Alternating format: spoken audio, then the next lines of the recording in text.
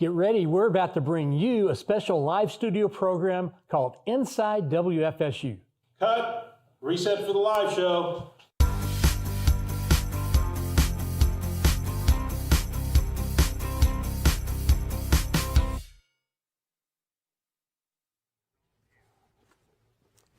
And welcome to the WFSU studios. I'm David Mullins, the general manager of the station.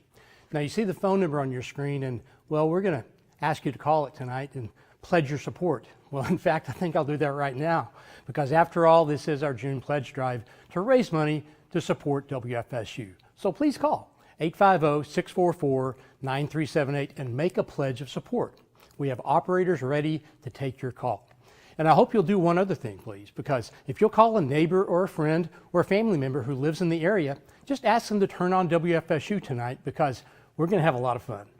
You know, kind of like this dark, empty studio, a television program often begins with a blank slate that is then built upon to create that program. And tonight, we're going to take you on an adventure. We're going to showcase some of the programming content and services that the support of our local community has allowed WFSU to provide over the past few years. And you're going to meet some of our staff. You're going to see excerpts from programs and stories, and hear a message about the critical importance of your financial support of WFSU, both now and in the future. Now, my studio partners behind me are Lynn Hatter, WFSU's Director of Content, Suzanne Smith, Executive Producer for Television, and Sarah Cassidy Hipsher, Membership Manager. But before I toss it back to them, I need to share some critically important information with you. Now, you may be aware, it's been in the news. The White House rescission package will soon be voted on in the House of Representatives. And if it passes in the House, it will move to the Senate. Now, this package includes the elimination of federal funding for public media for the next 2 years. So, and this is no exaggeration, the next few weeks will be critically important for the future of public media and WFSU. But tonight we celebrate some of the many projects that your donor support has allowed WFSU to bring our community. So let's get started. Hi, good evening. I'm Lynn Hatter. I'm the Director of Content here at WFSU Public Media, and joining me in the studio this evening are our Executive Producer for Television, Suzanne Smith, and our Membership Manager, Sarah Cassidy Hipsher. We also have wonderful staff standing by to take your call, and you can give us a call at 850-644-9378.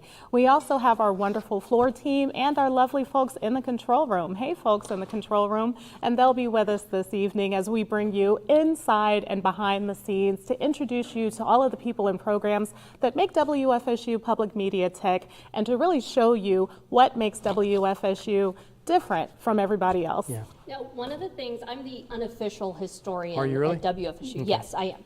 And so in addition to doing hosting and other stuff here, I wanted to show you all some pledge events from way back when. Way back when. In this studio. In the studio. In the studio and in our previous we've got studio photos. in Diffenbaugh. Oh my, look the at first that. one. Oh, wow. Festival From 77. 1977. That was when we were over in Diffenbaugh or into the. But I just love the colors. Yeah, Now that the is colors are 77 great. colors. Festival 7. They were having a party. 77. Yeah, what? We're not that old. Dodd Hall. We were in Dodd Hall Yeah. at that one. Yeah. And then here's another one.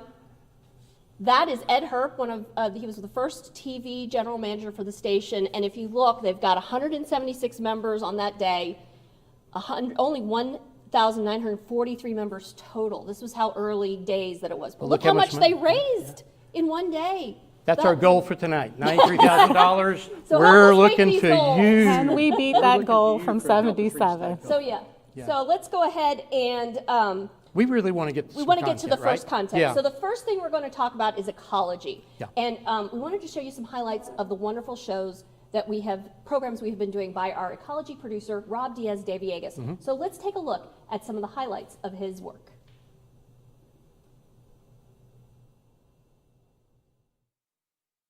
The WFSU Ecology blog started 15 years ago in the salt marsh. It was funded by the National Science Foundation, and it focused on marine biology. Intertidal habitats are in danger across our planet. They can be unfriendly places, and the animals that live there aren't what you call cuddly. but they are important. Salt marshes, oyster reefs, and seagrass beds are in decline. To help them, we have to better understand how they function. This is Florida's Forgotten Coast. It has large expanses of protected lands and towns where people make a living from what the Gulf provides them. It is an ideal setting for studying coastal ecosystems. You're much more able to figure out how the system is naturally working in this type of environment as opposed to over locations on the Atlantic coast or even on the West Coast out in California. From here, we are following 2 studies funded by the National Science Foundation. The coastal ecosystems that we're studying are very productive. They support our local economy and also really fueling our sense of enjoyment and wonder. We have since branched out, but we do return to explore different aspects of marsh ecology. The fire moves slowly, giving birds a chance to get away. So in an area like this, there are sort of low-lying wet areas and higher areas. And typically the low-lying wet areas do not burn as well, and the birds have time to crawl their way out and fly to adjacent marshes. It's very rare that we're gonna walk around an area like this and find bird carcasses. They've evolved in this area. They know when a fire is coming, and they'll fly to adjacent marshes. And then once the habitat becomes suitable again and the vegetation grows back, they'll just come right back into it. In this segment, we went in search of the most secretive birds in North America. And then, finally, Nice one.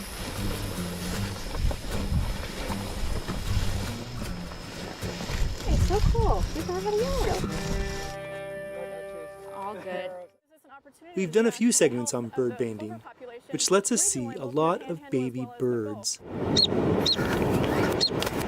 So these guys are about 2 days old right now, and although they're small in size, as I said, 5 grams, these guys are capable of moving large distances. Because we put bands on them, we've actually documented chicks of this age moving over 13 miles.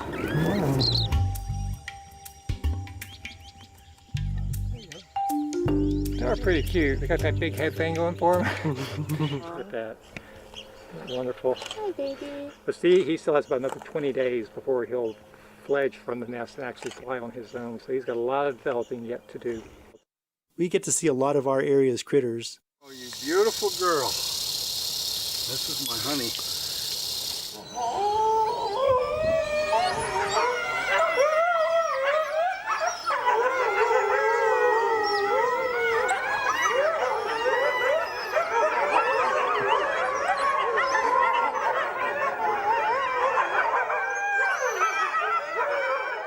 I spent a year watching these endangered red wolves grow from small puppies.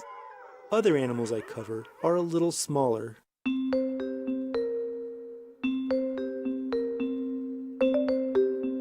I've been studying salamanders in Florida for over 50 years.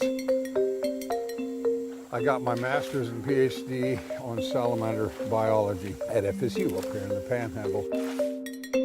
You might well ask, well, what's the value of a salamander? Or any kind of creature or plant? Wow. Well, the value is not just in the plant itself, which has its own interesting story, but the ecological relationships that plant or animal has with the ground, the geological environment it lives in, and the other plants and animals. So ecology, the larger story of the planet and how we live in it, oh, there's eggs, has a lot to do with understanding how other plants and animals make their living in environments. Over the decades that Bruce Means has studied snakes and salamanders in our area, he's gotten to know our local ecosystems as well as anyone. In this three-part adventure, we'll get to know 3 quintessential Florida wetland environments through 3 salamanders that have featured prominently in Dr. Means' research. Some salamander species are at risk of disappearing from our area, and we cover efforts to breed and reintroduce them. Everybody look at Sharon. Hi, Sharon. This is Leisha. Leisha, meet Sharon. We've also covered efforts to reintroduce an apex predator.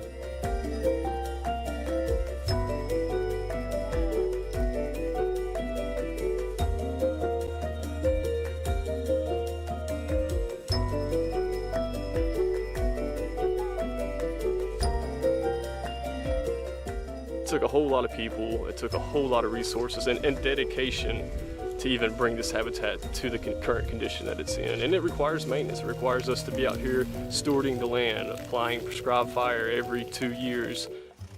Indigo snakes are released on the Apalachicola Bluffs and Ravines Preserve, where I've had a few adventures.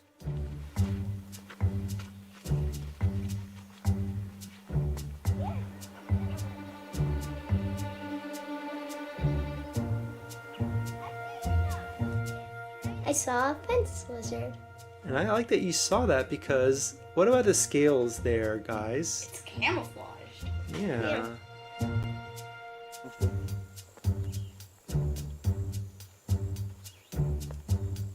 That is called a luna moth.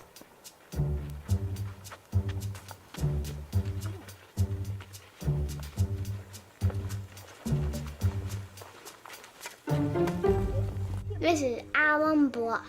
It's the biggest geological outcropping in Florida. Do you think it would be fun to look for fossils on here? Yes! Yes! So what kind of fossils, we watched the video that I did a few years ago, what kind of fossils could we find on here? Megalodon fossils. Yeah. I want to find a megalodon tooth to keep. So this is the largest outcropping in Florida, about 100 feet, a little over 100 feet above the water at this water level. And there's different geological layers, about 4 different ones here.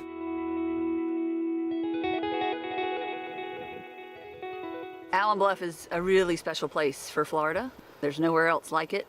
It's about 125 feet tall. And when we paddled by it on day 2, it was in its full glory. We got to paddle right up close to it and seeing all the different geological layers, seeing the fossils in there. It makes you realize that we're a tiny little blip and this beautiful place has been around for a really long time. Is this part of the Garden of Eden trail right here? No, you guys are backstage. Is everybody making it? Yep. Josh, I'll carry you the rest of the trip. There's a lot of our area that you can't see without a boat or a kayak.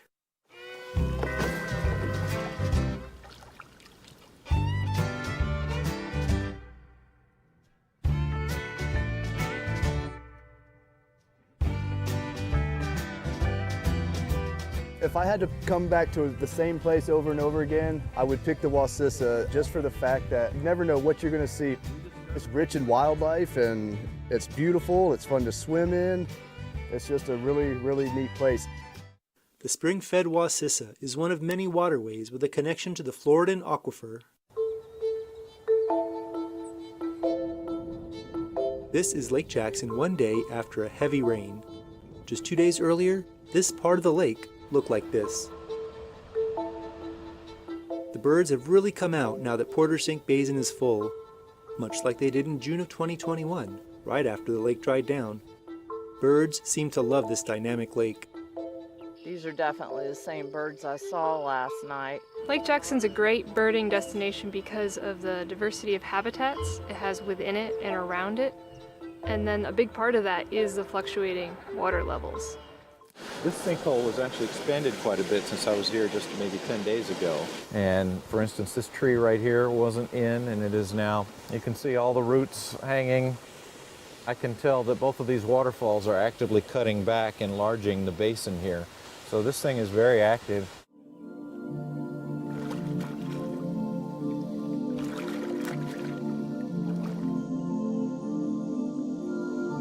It's called Hole in the Wall because there's an upper cave that you can't see because the tree fell down.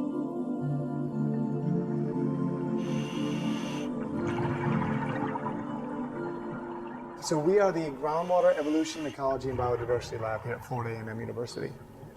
We're focused on macroinvertebrates. And these are organisms like isopods and amphipods predominantly that we study, and their evolution, how they enter the caves, how they evolve when they enter the caves, how they're related to each other, and their general ecology.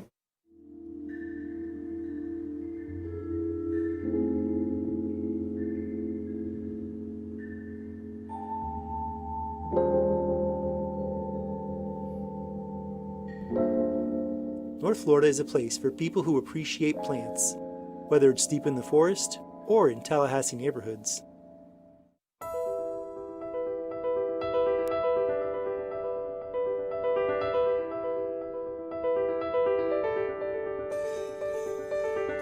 So why does Tallahassee have a love affair with live oaks? I think most people, when they're in the presence of a huge live oak, there's a certain spiritual quality to it that you just can't help but feel. They are magnificent and enormous living things. It's like confronting a blue whale, except you get to do it on land.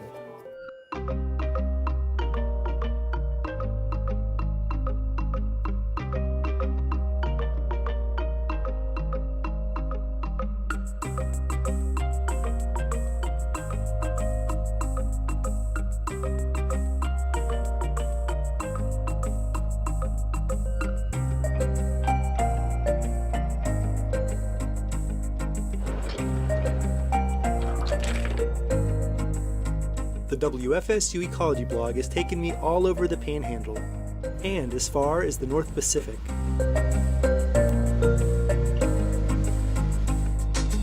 But some of my favorite stories happen in the garden. Many of them take place right in my yard.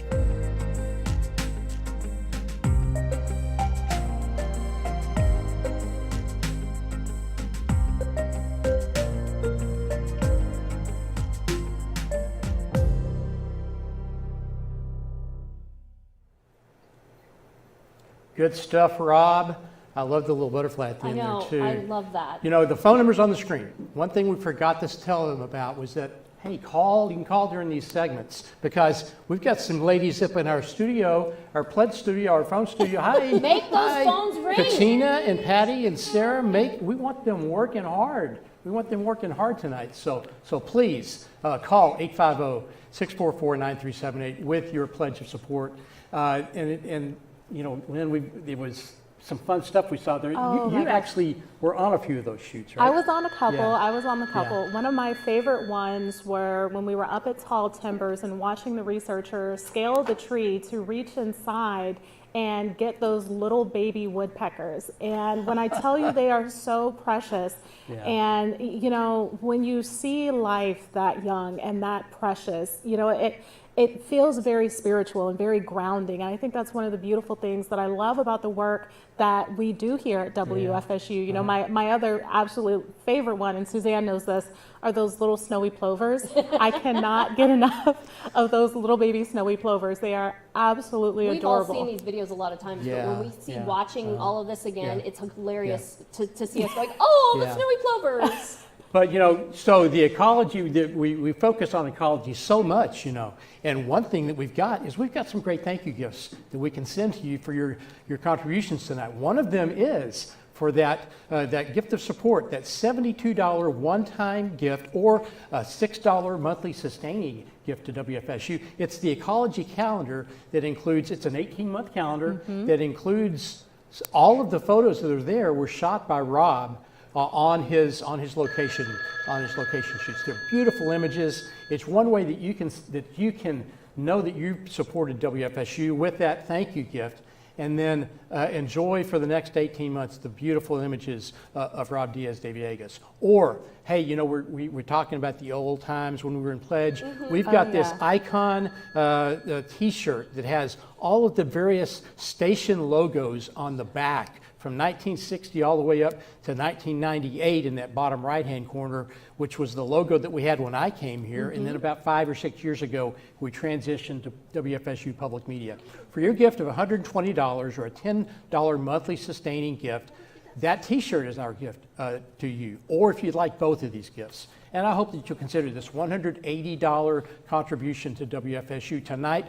On this special night, we're live in the studios here at WFSU. Call 850-644-9378. A $180 one-time gift or a $15 monthly sustaining gift. Both of these are our gifts to you. Plus, then you're eligible to receive all of the great programming on PBS Passport. Yes. Thousands of hours of content, PBS content. So much great, and also our local content is on there too. I always forget about that. I know, it's great stuff. It's wonderful to have.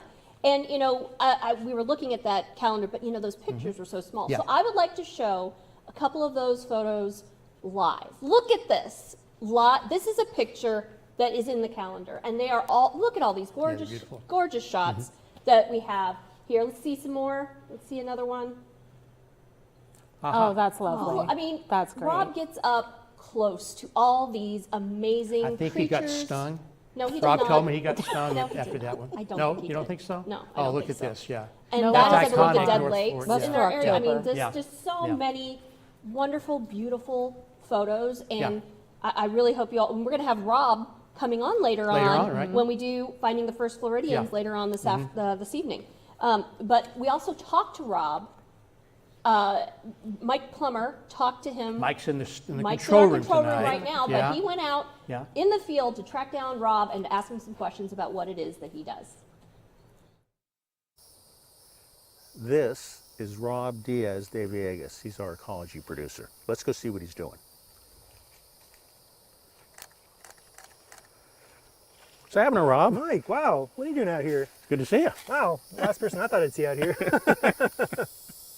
I am WFSU Public Media's ecology producer, so that's video, radio, podcasts, and the ecology blog, which is where all of that stuff ends up. That's the home base for it.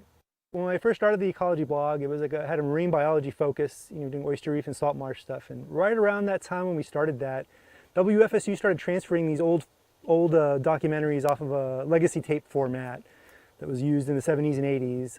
And I got to watch these documentaries produced in the late 1970s about things I was doing stories on. Watched one of my favorites was Watermarks. It's about the Apalachicola River. It had oystermen. I was doing videos of the oystermen. It had talk about the Army Corps of Engineers plans for the river, and I was doing stories about that same kind of thing decades later, and realized that looking at all these documentaries, that I'm just part of a long continuum of WFSU covering our natural area. Just like my boss once went out with Bruce Means into steephead ravines and pitcher plant bogs. I was still working with Bruce Means decades later, going to the same kind of places. To me, it kind of cements the importance of what we're doing. That we have been, this source for, ecological media for many decades. Well, when we first started, it was this multi-year kind of project with two marine biologists and their labs. It was very, very specifically focused on oyster reefs, seagrass beds, salt marshes, and estuaries, and these coastal ecosystems. And so when that grant was over, and it was called In the Grass on the Reef, we rebranded as the ecology blog. We started, branching out into where we are here, the forests and rivers and swamps and everything else, and a lot more of the broader picture of everything that is in our natural area. And then, the blog changed, more videos, different documentaries on different topics.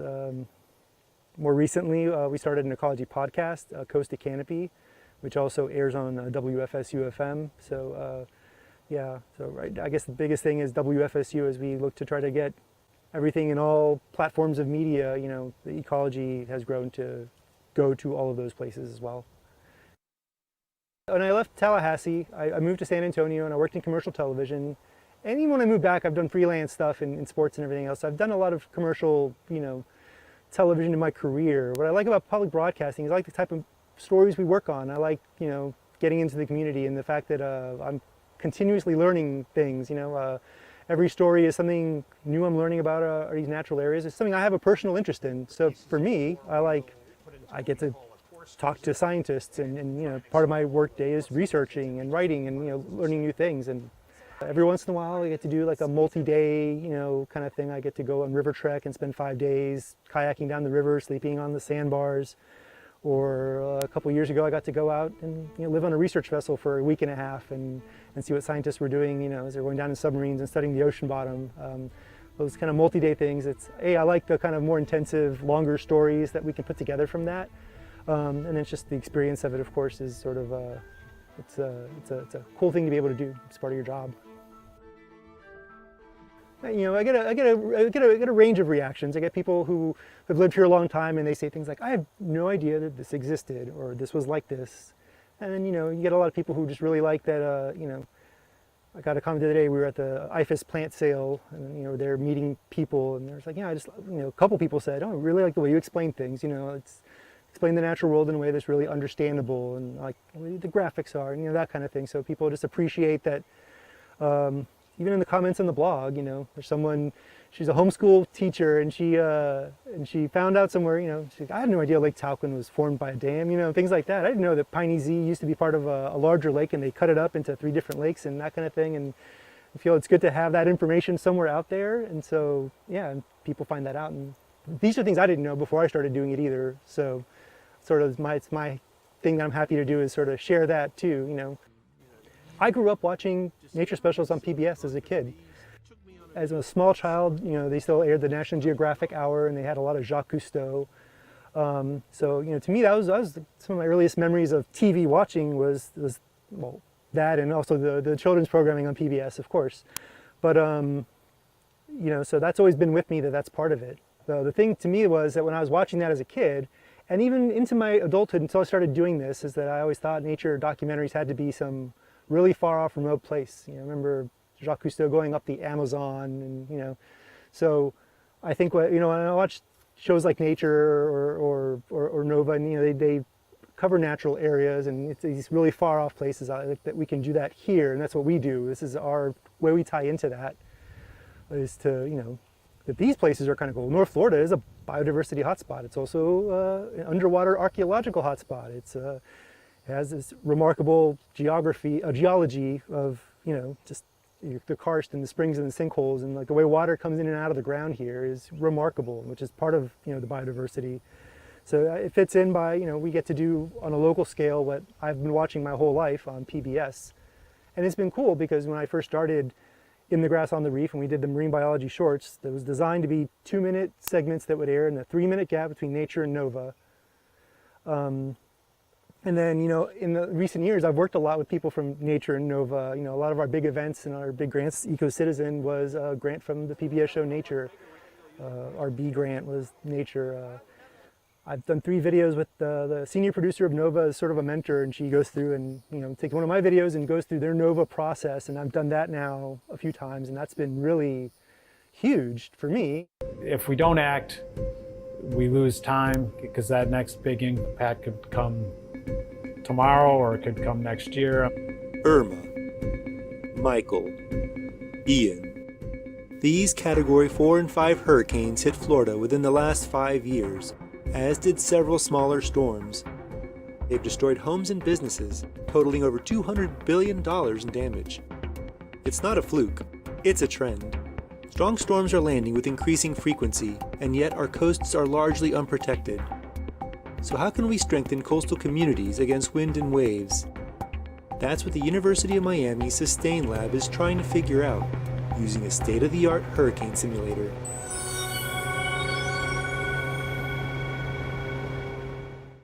So it's the PBS system sort of really does help out the local station in that way too, and so it provides that continuity between the national and the local content. Yeah, that national and local content, collaboration, connection, that's really what makes a PBS station so unique, because, we've got great people like Rob that work here. I think that also makes us so unique too. Rob is one in a million. Yes, it is. Yeah. 1 in a million. And so are the people in our control room. Yeah. We have some amazing people working behind the scenes right now, and see, they're all excited that we never get to see them. See, they're never on camera. They're all there. Remember to take the right, thank you, Paul. Thank you. Right camera coming back here. And call 850-644-9378. We want to hear from you to donate to WFSU. By the way, did you notice that Rob built in kind of a pledge pitch at the end of that piece? Yeah. Sustain. Yes. Sustainers. Yes. Why don't you tell me Wow. what they can Sustainer. get for that? It's a monthly gift at whatever level works right for your budget. Maybe it's $5. Maybe it's $10. Maybe it's $150 a month. That would be wow. great. It'd be great. But every month we are able to then rely on that monthly revenue coming into WFSU, so we're able to budget things so much easier. So we hope that you'll be maybe a sustainer with your new gift tonight, maybe increase your sustaining gift tonight, or maybe just give us a one-time gift. Whatever works for you, we hope that you'll call us at 850-644-9378. You can go online, and I know a lot of people pledge online at WFSU.org. You can text to donate tonight. Suzanne, did you know that? I did. Okay. You can text to donate by calling 850-644-9378, or we got that little QR code. too. Yes, the QR code will take us to our website, wfsu.org, where you can donate online. And I know that we've been getting some response already. And we have Sarah over here monitoring the phone. Sarah, tell us what's happening. Yep, we do have people to thank. A few people want to start out thanking the people who donated online. Angela Hendrith in Tallahassee. And when people call in, they can tell us what inspired their donation. And Angela said that she loves the clear and concise reporting and programs offered on WFSU. Michelle Miller, who is the sister of one of our staff members in the control room, Brandy. Thank you to Michelle. Elizabeth Searcy, and an anonymous donor from Monticello who said, "Thanks for your commitment to local news and your sense of integrity." Aww. Thank you. Yeah, that's great. Thank you. Yeah, thanks so much. That was awesome. Yeah, I love and hearing those things. I want to remind our viewers that there are some great ways that we can say thank you for supporting us tonight during this special pledge event. For your pledge of $72 one-time gift or a $6 monthly sustainer gift, this ecology calendar. You've seen Rob Diaz de Villegas' great work in the examples. You heard his excitement about his passion of doing these projects. And this 18-month calendar, an exclusive WFSU ecology calendar with all of the photos taken by Rob while he's out in the field. Beautiful photos for that $72 one-time gift or $6 a month. Call 850-644-9378 with your pledge. But what a cool gift. We just kind of thought this up within the last couple of weeks. What if we celebrate the history of WFSU and the way that we looked over the years? Yeah. I mean, from the Jetson look of one of those. That's my favorite logo. I think Lynn like that. There's some really, really funny cool logos. Fun logos. Everybody used to know us as Channel 11, right? WFSU 11, Channel 11. And then as time goes on, in about the turn of the century, golly, that sounds awful. The turn of the century, when the channel numbers became less important and we became just WFSU back in 1998. But this is a T-shirt for your gift of $120 one-time gift, a $10 monthly sustaining gift, and that T-shirt, this great T-shirt can be our gift to you, or for a $180 one-time gift or a $15 a month sustaining gift. Our gift to you will be the combination of both the T-shirt and the calendar. So we hope that you'll just pick up the phone, call. There you go, Suzanne. Sound like Vanna White. Pick up the phone, call 850-644-9378 or online to WFSU.org. A $180 one-time gift, $15 monthly sustaining gift, and that is our thank you gift to you. All of this plus the PBS Passport. You get a chance to have all of that PBS programming. Thousands of hours of national and local content are available to you online. Just our way of connecting to you in the community, our way of saying thank you for your support. We really do have a great history of working in our community and in our Yeah. environments. And one of the things we've talked a little bit about the studio. We showed the pledge pictures earlier, but we've also done other stories in our community here in the studio. And I pulled out some other photos that I wanted to show you, Really? some things that we've done in our community. Let's take a look. We used to do an auction as a fundraiser here in our studio. And I think we've got some photos there of the auction photos. We have all these people here. Yes, Albertsons. Yes, and the older cameras that we got there, and they would auction off things. And then we've got another picture of the auction. We also used to do cars. We used to auction off cars, and of course we have some characters. Are those there Audis? Oh my God! Yeah. Oh, we were fancy. We were fancy. Automobiles. There were a lot of things that were done. And then we also did shows like Body Electric. Yes. Who remembers that? I remember Body Electric. I worked at the PBS station in Miami, Florida years ago, and we used to sign on in the morning with Body Electric first thing in the morning.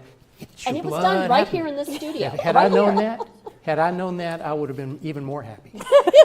Yeah. Well, we facilitate a lot of conversations in this room too. With things like this, for yes. sure. Yes, Which was a national program. Body Electric was a national program.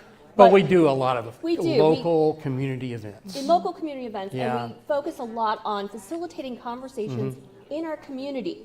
And I think Lynn has always felt that that's a big deal, and I have, and David has, and we all have a commitment to doing that to our community. And community is what it is in our fabric of our mission. To educate, to be a part of the community, to serve the community, and we're able to serve our community because of local donor support.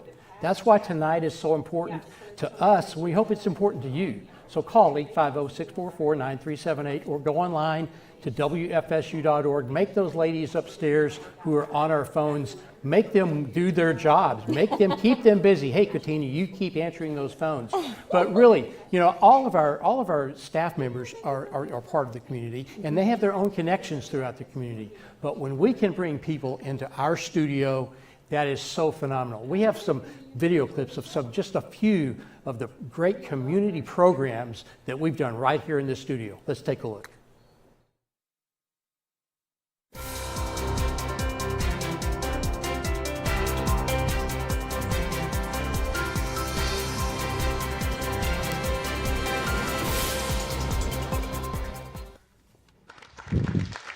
Thank you, David. And thank you all for coming out here tonight. Do you realize how rare this kind of event really is? I did a little bit of research just over the past week to figure out how many communities in this country of any size, from little teeny tiny backwoods, crossroads, all the way up to major metropolitan areas, have city and county elected officials coming out to get before a group under the auspices of whether it's the village square or their own doing. It is vanishingly small. There are only a handful of other communities that do this kind of thing. And I think that's kind of endemic to where we are in the political process nationally. Some of the contentiousness and divisiveness that kind of percolated down. And that's something I think we in Tallahassee have been trying to keep at arm's length as much as we possibly can. So thank you, folks, for coming out and being a part of this. And Tom, first of all, thanks for hosting tonight. Thanks to WFSU and Village Square. This is always a great event. No, I do think that we're right in line. I do think that we are moving forward. I think our local region has one of the hottest economies in the state of Florida per capita.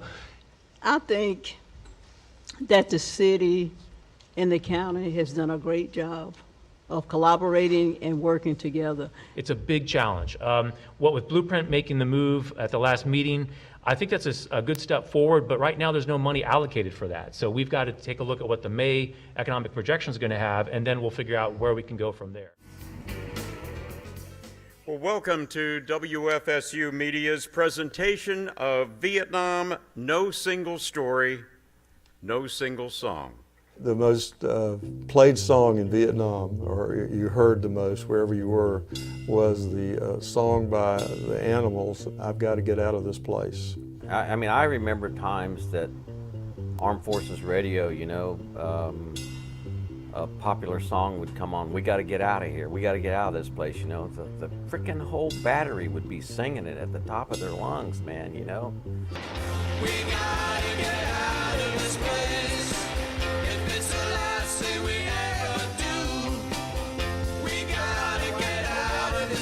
He's full of music and she cannot hear him, nor do they kiss.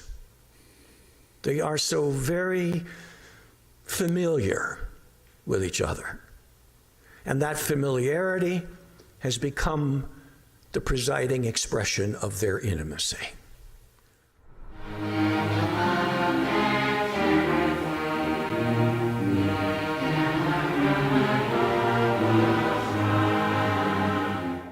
Historically Black colleges and universities are vibrant centers of education. If this many people at a city council meeting, oh, it would be incredible.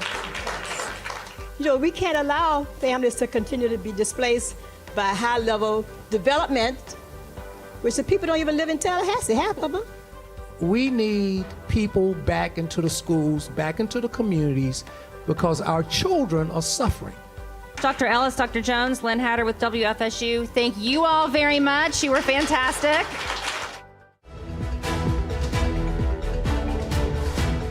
Welcome to the first in our series of political candidate forums in advance of the November 5th general election. This forum is a cooperative production of the League of Women Voters of Tallahassee, the Tallahassee Democrat, and WFSU Public Media. We will start with you. Many say this may be the most important election of our lifetime. Their frame is national and international events, but our reference is closer to home. For the Gadsden and Leon County voters in District 8, why is this election important?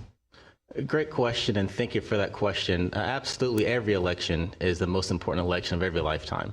Obviously, there are serious issues on the ballot this November. We have the right to women's reproductive. The election is extremely important. Why? Because for 60 years, District 8, Gadsden County, Leon County, has been under one particular kind of leadership for the last 60 years.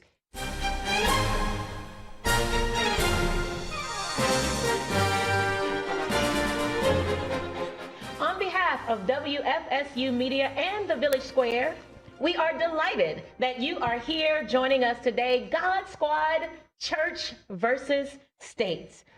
Bringing your faith into the public square in ways that are healthy and American, if you will. Mm-hmm. I'm not sure that that's the danger. Okay. So, thank you. I would say it's fine to have religion enter the dialogue. The problem is when it's a religion or a government trying to put their views on everybody, as was done in countries prior to the United States forming and still is done in some places in the world today.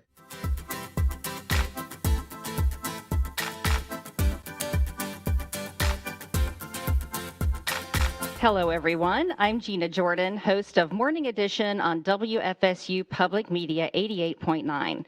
It's my pleasure to welcome you to the Envision Credit Union's 2025 Big Bend Regional Spelling Bee. 2025 marks the 100th anniversary of the very first National Spelling Bee, and today's regional winner will have the honor of competing at the 2025 Scripps National Spelling Bee. Today's contest will showcase the talents of the brightest students from across the Big Bend area of Florida. P-R-I-M-A-D-O-N-N-A.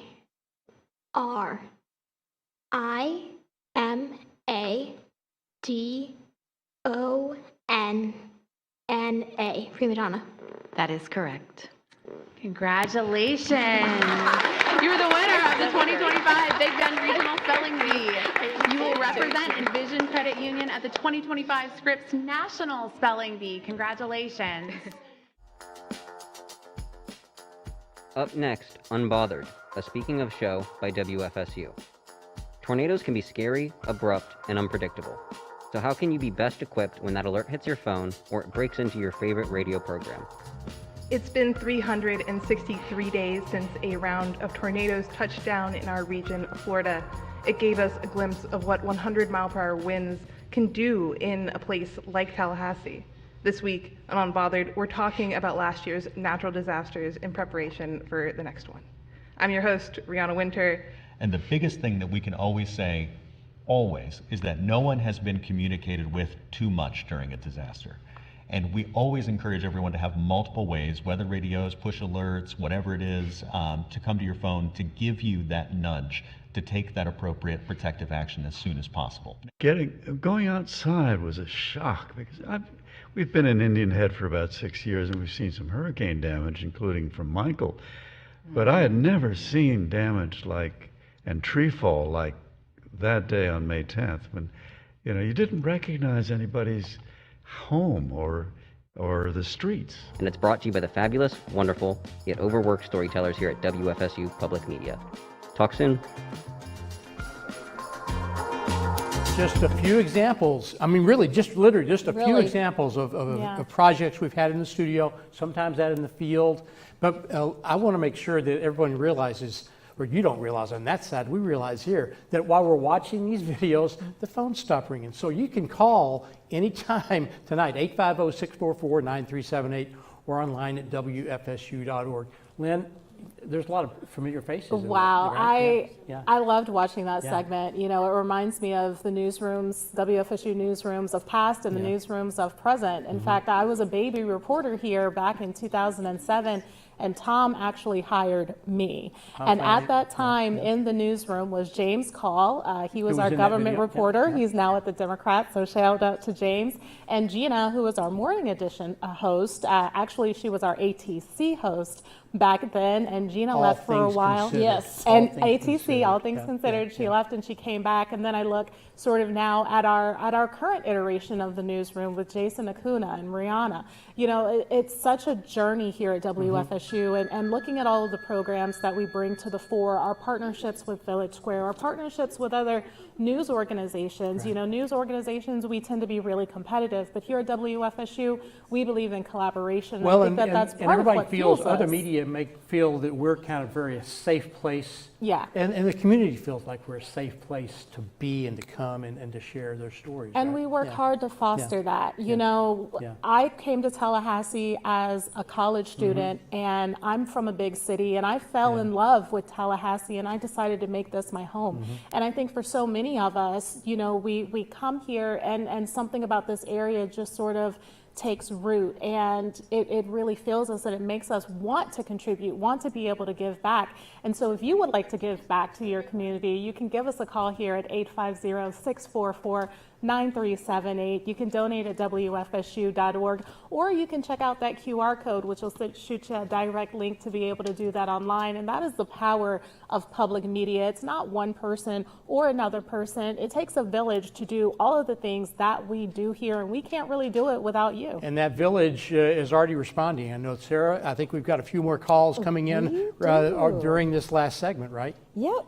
So we do have a few. Uh-huh. We have Dennis Moore, and he had a comment which says Hey, Dennis, yeah. that WFSU is a valuable resource for us all. We have Edwin Green from Tallahassee, Dave Newport from Thank Crawfordville, and our very own Kim Kelling. Kim Kelling. And we cannot forget Kim. Yeah, we love Kim. We love you, Kim. Yeah. Hey, Thank the you. ladies are busy on the phone in there too, which is great. Thank But you we for want calling. more phone calls, We- so call we want the 850-644. plant even to answer the phone. We want The that plant to is take phone also calls. standing by. Yeah, hey, Katina. Yeah, so 850-644-9378 or online to WFSU.org. Lynn, we've got a lot of great thank you gifts, right? I want to make sure we've that got everyone some amazing realizes gifts. that we've got the T-shirt thing Yes, happening. yes, we do. And, you know, we've got that great T-shirt, which is one of our thank you gifts tonight for that $120 one-time gift that this WFSU icon logo T-shirt. Or iconic. Iconic. I would say. It should be called iconic. Okay, yeah, iconic. It's the icon T-shirt, It's an but icon. it's iconic. Yeah. So for a $120 one-time gift, $10 a month sustaining gift, this is our thank you gift to you. We want to keep the phones ringing. We want everyone to have fun along with us. But we've got much more that we want to share with you because, Lynn, I think we're going to be pitching to an interview with one of your former reporters when you were news director, When right? I was news director, Tristan yes. Wood. And Tristan was the producer of a special documentary that was a project that he worked on with Mike Plummer, our producer in the control room, right? Yeah, you know, one of the things we really love to do here is work across our departments. And Tristan came to me, he said, hey, Lynn, I have an idea for a documentary. I said, go ahead and shoot. He told me what it was. I said, let's do it. Yeah. And this one is one that I'm really passionate about. I know Tristan is too, because it is rooted in a story that we've been covering here at WFSU now for about 13 years. Wow. And so we're going to go and take a look at that work that Tristan and Mike have been doing, as well as other works that we've been doing here at WFSU.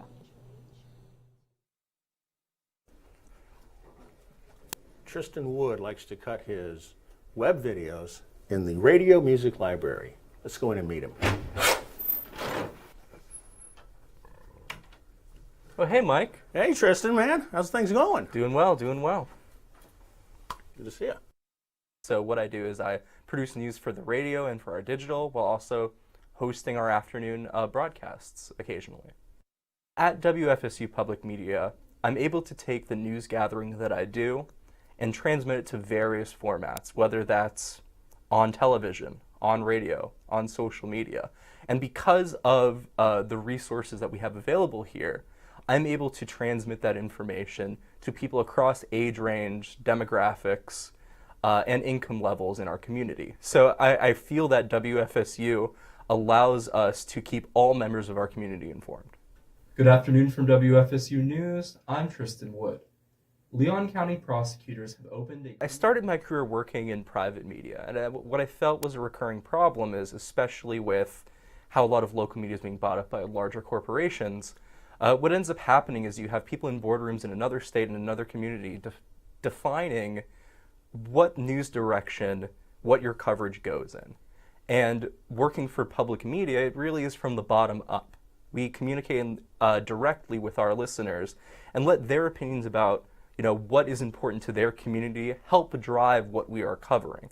And we don't have to filter that through an executive in a finance firm in another state.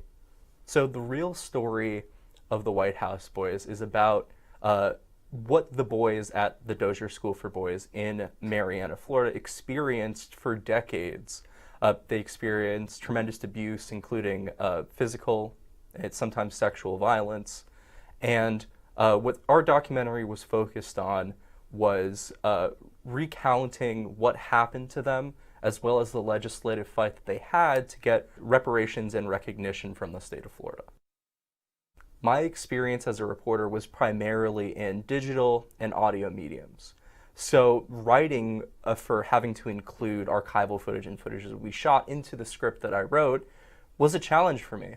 Luckily, we have really experienced people on the television side with decades of experience that helped impart some of their wisdom to me and helped coach me up on how to do a better job writing and storyboarding a lot of my script. So in the end, working with the television side really strengthened my abilities as a reporter. At the time that we put it out, the movie Nickel Boys was up for consideration for Best Picture, which was based on a novel that is a fictional dramatization based on what happened to those boys there. And although the movie was great and it added a lot of awareness, I really felt that the video that we produced helped recenter the conversation on what actually happened in real life, and also that it wasn't just done when the movie was over, that this was still a decades-long fight that those survivors had to do, lobbying and speaking with elected officials to get any form of recognition. And I think that highlighting their fight was important while this movie was abuzz. And you just saw Tristan Wood, one of our reporters here in the WFSU newsroom. You can give us a call at 850-644-9378. Yeah, that kind of work, is why so many of us do what we do and why we got into it in the first place. It is so much fun. Like, we love doing the short stories, but the longer documentaries where we can really dive into all the different things that are going on a specific subject is so important that we can do this work. We really, I feel like we make a difference with all the work we do, but those just feel deeper. They are. They're so deep. And Suzanne, you and I have worked together. I know Tristan and Mike have worked together. We were talking about, we have so many up and down and cross Gina and Mike have worked Gina together. and Mike have worked together. Various shows. And everybody brings their strengths, to the projects. And that's what makes these things just really sing and really kind of reflect the culture of our region. Yeah. I love it. So, it got kind of quiet in here. Did y'all notice that? It did. I think they were so engrossed in what you guys were saying. So we remind you. We want to remind you that you can call the number on your screen, 850-644-9378, or you can go online to WFSU.org or text to donate. Suzanne and I were talking about that. Yes. Text to donate to the number you see on the screen, 850-644-9378. You've got that QR code. I wasn't going to forget. Okay, good. Just making sure. The QR code's available. Producing from the floor here. I'm sorry. But we've got some great thank you gifts.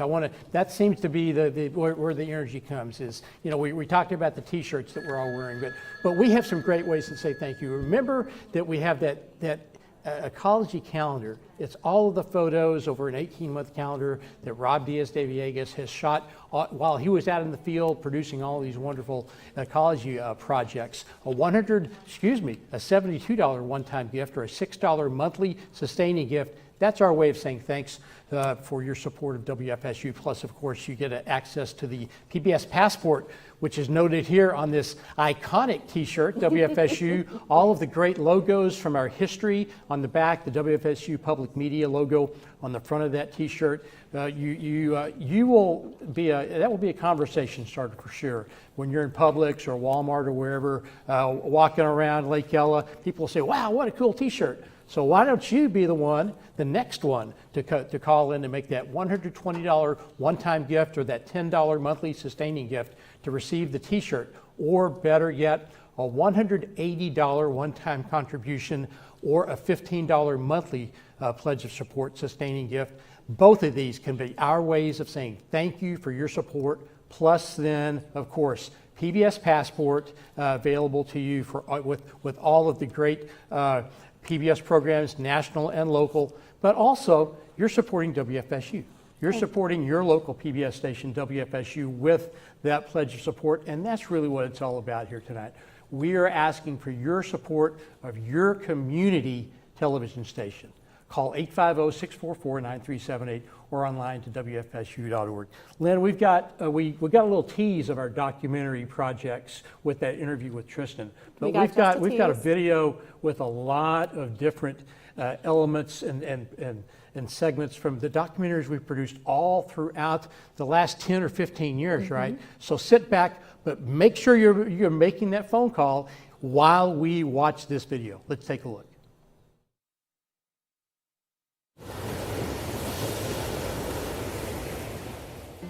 The methane stored in ocean sediments is about equal to the organic carbon found on land, soils, the atmosphere, and seawater combined. To put that in perspective, organic carbon includes all living things, all dead things that are decomposing, and chemical compounds that form from decomposing organisms, compounds such as petroleum and methane. Methane is a potent greenhouse gas, and there is a lot of it buried in ocean sediments in its solid form, known as gas hydrate. Methane seeps into the water column in gas form, but most of this gas doesn't enter the atmosphere. And once we understand where all the carbon is going, we then develop models as to how to understand what the impact of warming the oceans and acidifying the oceans will have ultimately on the atmosphere, because that's what's really controlling our climate in terms of the direct impact on temperatures.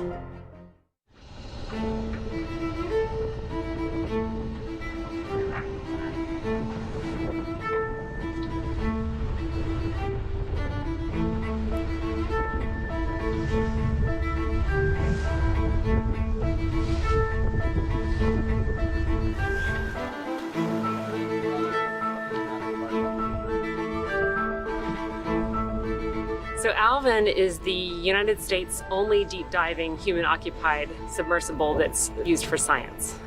It's kind of best known for being on the discovery of the Titanic. This is sort of a rare vehicle to get the chance to use. Today it's being used to study the mysteries of carbon in the ocean. Dissolved organic carbon is the largest reservoir of organic matter in the oceans. Methane in the seafloor is the most abundant form of methane on Earth. It's a massive amount of carbon, and these researchers are trying to understand how it moves through the ocean as the Earth and its waters are transformed by climate change.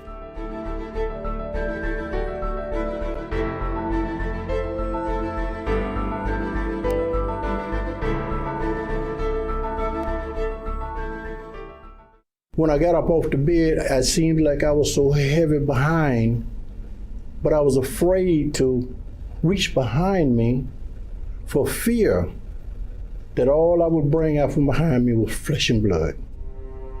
I got over 100 lashes with a strap from the small of my back to the breaks of my knees. I passed out. What woke me up is I started choking on my blood because my mouth was tore to pieces. The evil that is still in those walls is palpable. You can feel it. You can hear it. You can sense it. This building, dubbed the White House by survivors, is the main location where children at the Arthur G. Dozier School for Boys were beaten, abused, and even killed. Over 100 children died here at Dozier. Since 2012, dozens of bodies have been recovered, mostly in unmarked graves. This is the true story of the White House boys, and how the survivors of Dozier fought for years with the state of Florida for reparations and recognition. Dozier went by several different names in its history. It was the Florida State Reform School when it first opened in 1900. A second campus opened 5 decades later. By then, it was the Florida School for Boys. Children were originally sent there for criminal offenses like theft and murder. But eventually, kids were sent there for things like disobeying their parents, skipping school. Even being an orphan or ward of the state could land a child at Dozier. It soon became the largest reform school in the country. Look at me. I've been sexually molested by state employees. That's hard to say for a man my age. I'm almost 80. 4 children, 15 grandchildren, 2 great-grandchildren. Yes, it's difficult to talk about, but if I don't talk about it, who will? Due to the passage of time erasing evidence and the deaths of several potential witnesses, none of the direct perpetrators of the abuse the White House boys experienced were ever charged with a crime. Welcome to Old Florida. In recent years, archaeologists have made major prehistoric finds in Florida waters. They're building on a legacy that spans decades, from recreational divers who found fossils and artifacts in Florida rivers, to those pioneers who figured out how to adapt techniques used by archaeologists on land to an entirely different work environment.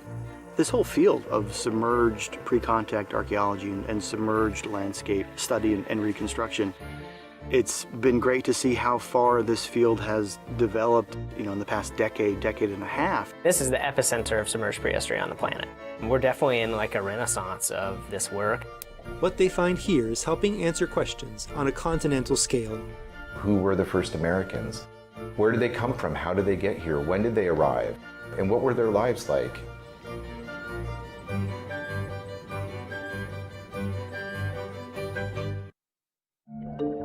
Recently, areas that had previously been capped by a significant amount of sediment are now eroding out at what appears to be a pretty alarming rate.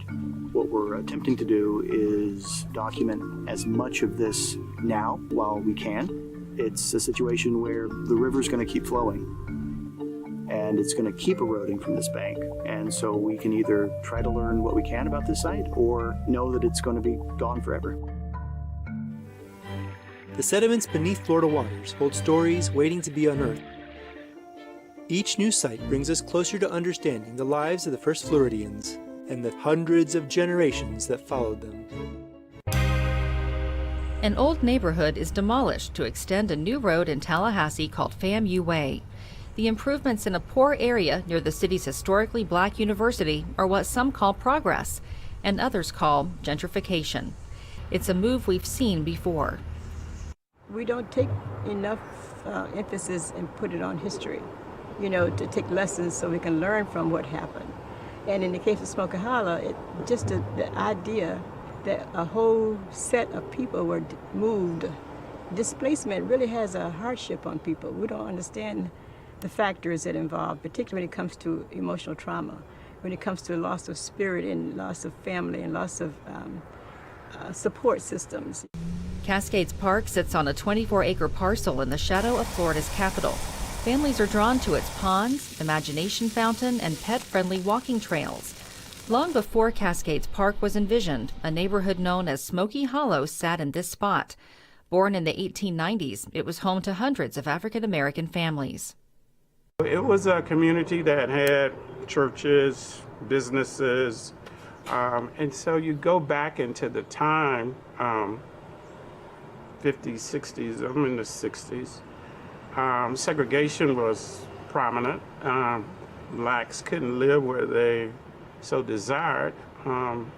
So it was one of the places where blacks lived.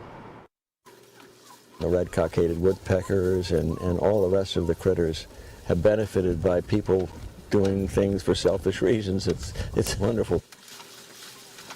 The spacing of a longleaf pine forest is known to be wide enough for a wagon to ride through. Every quail season at Elsima Plantation, the Chapin family tests the truth of that, as they have for generations. My grandfather came down here in the 1880s as a young guy and really fell in love with it. The first Charles Chapin belonged to a wave of wealthy Northerners that became accidental conservationists in the Red Hills region of North Florida and South Georgia. The reason? Bobwhite quail. False alarm. Here. Yesterday morning we saw 12 coveys all over the place. This dog kept finding bird after bird. That's what makes it fun. We go out and 2 dogs at a time. Harry will call point when one of his dogs is lucky enough to come upon some birds. And Jeannie runs who gets off next to shoot. Which, I'm a dictator. and 2 guns will go up and try their luck at it. Hunting quail is as much about the experience as it is about the catch. I mean, it's such a treat to be out in the woods on these Tennessee walkers. It's just glorious. It really is. Red Hills Properties burned before it was accepted practice to do so. They burned to open up the understory for quail. But in the process, they created habitat for a wealth of species, many of which are threatened. And they created a contiguous privately owned longleaf forest which complements the publicly owned Apalachicola National Forest to the south. Someone's getting a visitor. In the longleaf pine systems we've got in the southeast, there are 3 species that are endemic to those pinelands. They don't occur anywhere else. Those are blackman sparrows, brown-headed nuthatch, and the red cockaded woodpecker. Those aren't found anywhere else in the world other than our southern pinelands. There are several other species like northern bobwhite that occur elsewhere, but their numbers reach their highest numbers in those southern pinelands.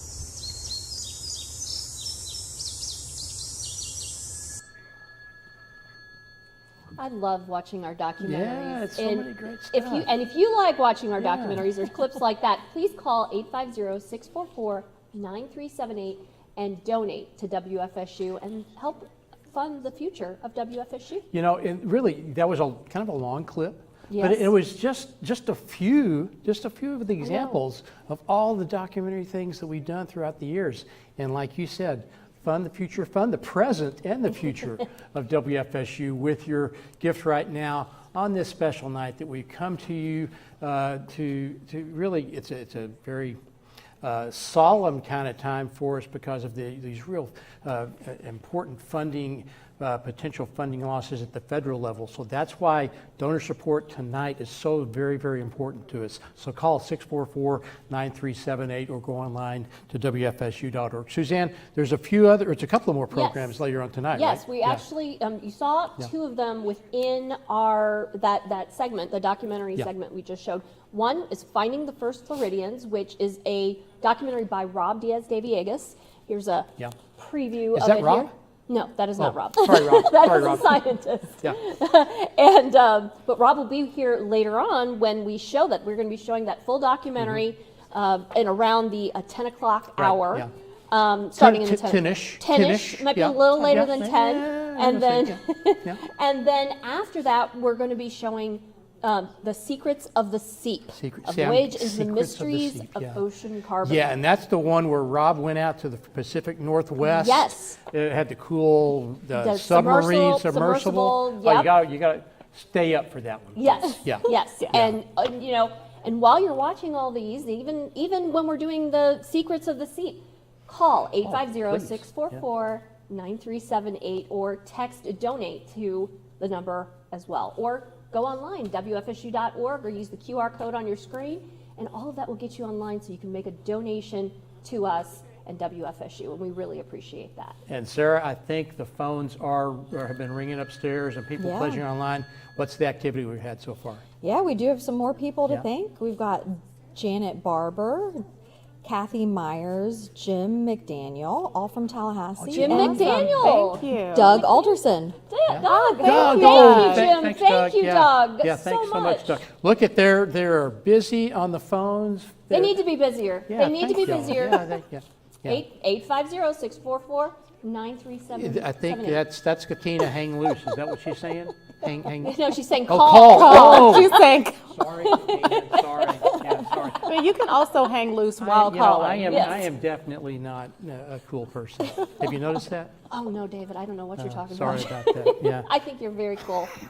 But really, we joke, we're having fun tonight, but really it's so important for you to call tonight. We've just passed the end of that first hour. We're into the 9 o'clock hour here on WFSU. So if you've just tuned in, maybe you missed the first part of the program. But if you have, you missed a whole lot of fun stuff. But there's still a lot more ahead. But we do want to encourage you to pick up the phone. Call 644-9378 or go online to wfsu.org. And we've got some great ways to say thank you. I don't want you to forget about this. For a $72 one-time gift or a $6 monthly sustaining contribution to WFSU, the ecology calendar, 18-month ecology calendar, is our way of saying thanks for your support.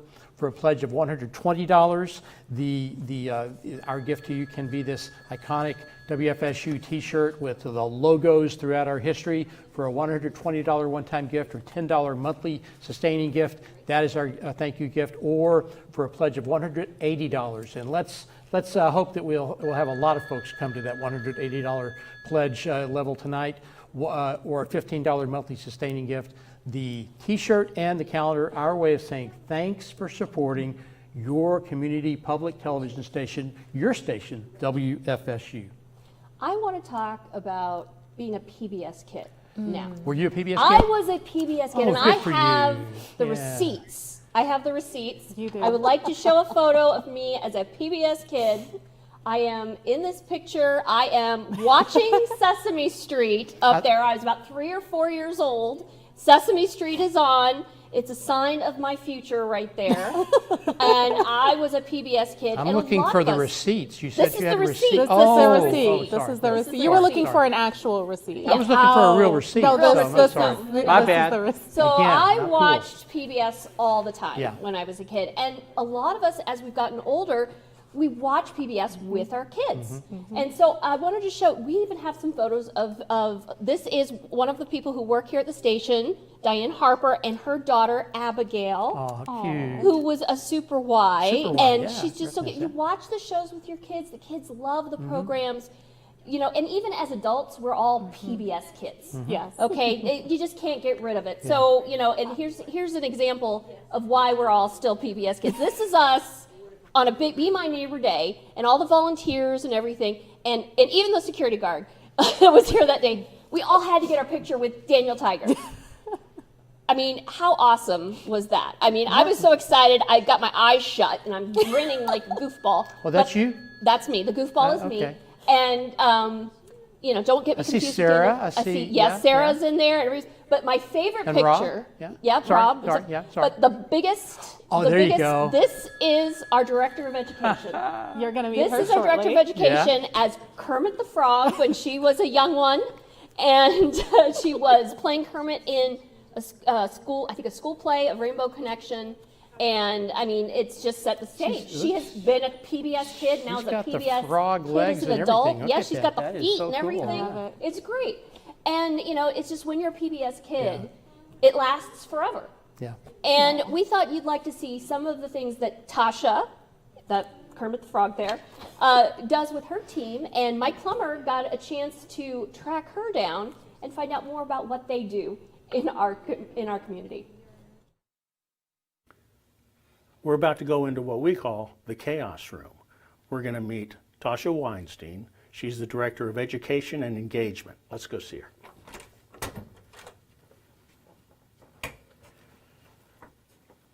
Hey, Tasha. Hey, Mike. How are you? I'm good.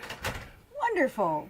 What's bringing you down to education today? I'm going to be educated. Oh, I can help with that.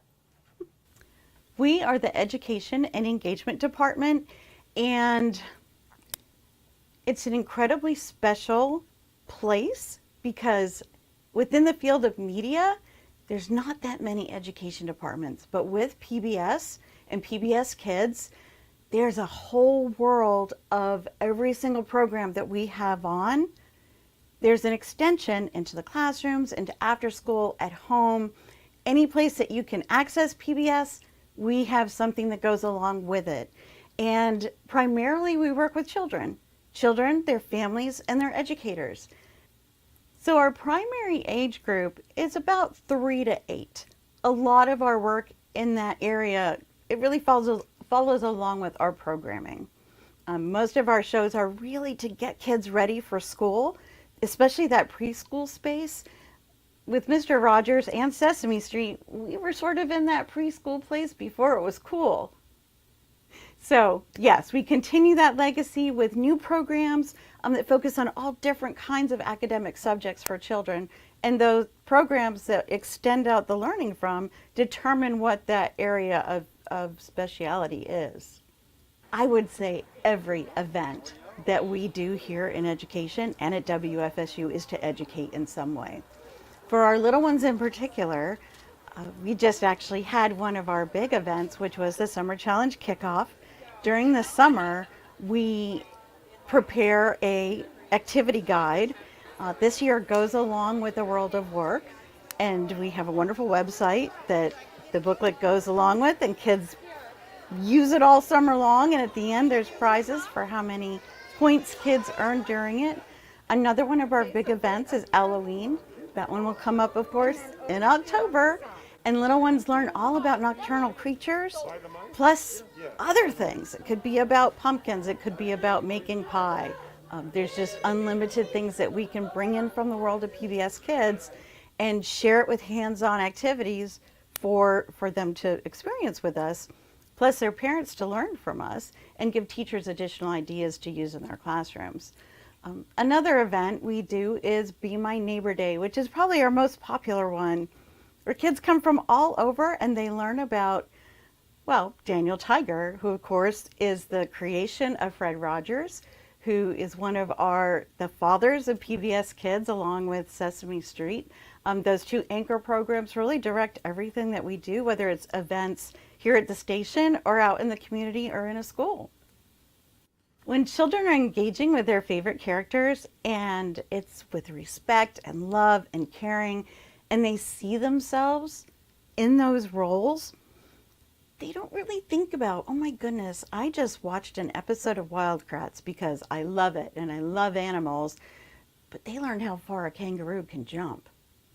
And they've learned where that animal comes from.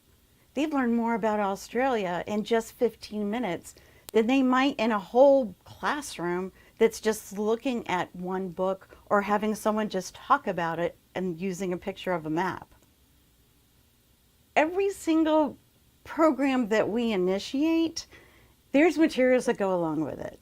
Of course, we have the things that are on air that you can get to by streaming or tuning into WFSU PBS Kids, the apps, or even if you're old-fashioned, your DVD player. We always start with a little piece of media. So that part is one piece, but the hands-on piece is just as important, because whatever is happening in that show, we want children and their parents and their teachers to be able to experience it too. Nothing teaches you quite as much as engaging with materials, interacting with them, putting them together in different ways so that concepts really come to life. And then one of our favorite things is to pair a book with that, because when you read something that also pertains to the program or the app that children have been learning from, and they've done a hands-on activity, all three of those things, it doesn't matter how you prefer to learn or what your favorite medium is, it's all baked into that recipe. There's a lot of ways we know our programs are working, but one of my favorites are when we walk into a classroom and every single child's face lights up, especially when we've been there before. And then they're really jazzed that we've come back to visit with them. They think we're playing together, and it is. It's playful learning, and that kind of goes in with that sneaky learning I was talking about. The other way we know is that we ask. We ask teachers, we ask parents, and we ask the children themselves, What do they think? What would they like to do better? Depending on the situation, and especially with educators, we truly want that feedback. Parents too, all of that feedback is so important to us and to everyone at PBS Kids and the different producers for all the programs. Every single program starts out with an academic purpose. It's written out so that every episode, the standards of learning that are baked into it are clear, and they are designed to align so that you can bring that to any homeschool, regular school, after school, and you're going to find the exact standards that you need to teach to within these programs, and we just bring all that to life. If you look at any other commercial station that has kids programming, you're not going to find someone in the community where you live that's actively doing hands-on programs that will demonstrate to parents and teachers how you can take every single lesson, every program, and use it in real life and build skills. We know kids love media. They love our characters. From Daniel Tiger to Word Girl to Pinkalicious, you name the character, there are children out there that adore them. And because of that, it's kind of a hook for sneaky learning. They want to be with their buddies that they see on television or on their device. So every time that they're learning from those folks, and then we bring that with a standee or with a costume character right here to our neighborhood, those children feel like they're part of it, like they've jumped into the program somehow. And that learning is exciting and it makes them curious. We know children love the programming, and there's nothing else like it that's built on standards, that's built on where educators are and what parents need, where also when the kids are learning, the characters are learning, it's with respect. It's with adult guidance. You will always find adults present, either in the form of teachers or family and siblings. That's just not something you see in a lot of other programs. And we may not be able to do that if we don't have funding. And you want to know what makes WFSU and PBS different? That is what makes the station different. The work that Tasha and her team do, public school, private school, homeschool, it does not matter. They go where there is need and there is want. And, as a person who covered education for almost 20 years, I can tell you the need is great, and everything that PBS does around this issue is very much ingrained in tracking very carefully along with child and youth development. It's powerful. It is powerful, powerful, powerful work. I remember the first time I went to a Scratch Junior camp. David and I watched 5-year-olds learning how to code. I mean, no one else is really out there doing the kind of work that our group is doing, and that's what makes really this station unique, because we're more than just news. We're more than just entertaining. We're more than just community events and things like that. Yeah. We are education. I mean, educational television. That's the core of what we all do, right? And you can support that work by calling 850-644-9378. You can go online to WFSU.org to donate, and you can also use that QR code. And I'm just so excited to be here this evening. It's been years since we did a live pledge, and we're having a great time this evening, and I hope you all at home watching are also having just as good of a time, kind of getting a peek behind the scenes here of what WFSU does. We got some great gifts to send people, don't we? We have some fabulous. Why don't you tell them about it? Fabulous gifts. Yeah. Well, we have this excellent, wonderful, delightful calendar by our own Rob Diaz de Villegas for a gift of $72 a year. That's $6 a month. If you become a sustainer, you will get this wonderful 18-month ecology calendar. My favorite photo is the baby salamander and the egg. That's a personal favorite right there.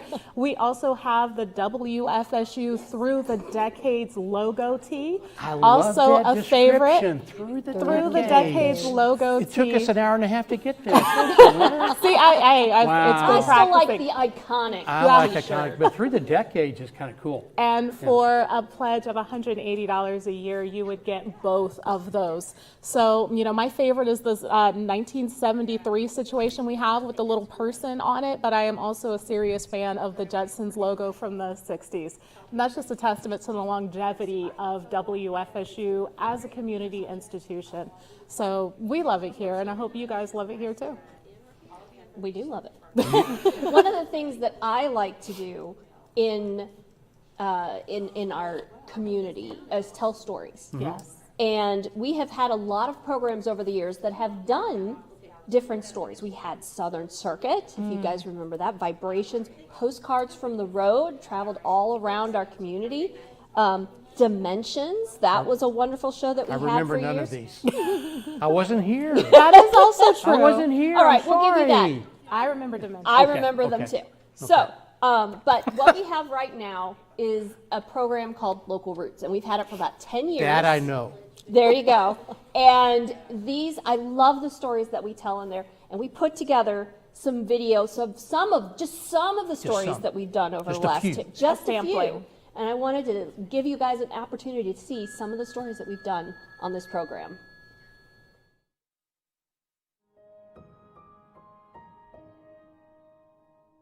Really, a lot of the things that I do here is because of my daughter, or either the experience that I had with my daughter and I saw the effects of it.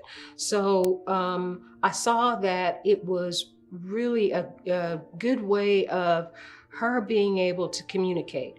My daughter, she doesn't, when you talk to her, she doesn't say very much. And before, she wasn't really looking at people, and she wasn't, and sometimes she doesn't communicate a lot. But when she's doing art, then even when she's sitting beside somebody, then there's still that even if it's nonverbal communication, or they may even look over and look at the other person's art and comment on that. So she felt comfortable doing that. And then we just wanted to build a way of communicating, and art really does help in that. That's what I've found. This is the doggondest gone dog story I've ever heard. It's about a dog who didn't like thunder and a whole community who fell in love with him.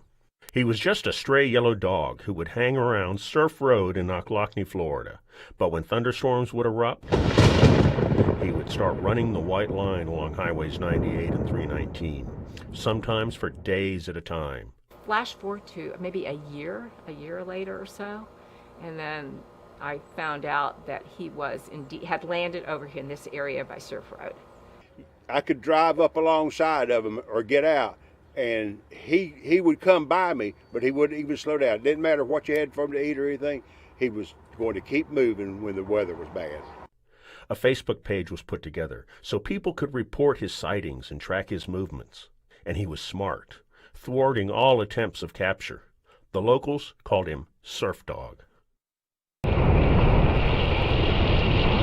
Why would this 90-year-old grandfather jump out of a perfectly good airplane? My motivation for it was that my middle son was in 82nd Airborne. And ever since his graduation jump at Fort Benning, I've always wanted to experience just what he experienced when he came out of that airplane. And one thing after another, never could do it. So I finally decided on my 90th birthday, I was going to make the jump. Here we go, it's go time for us now. Here we go. It didn't happen on my birthday, but it happened shortly after.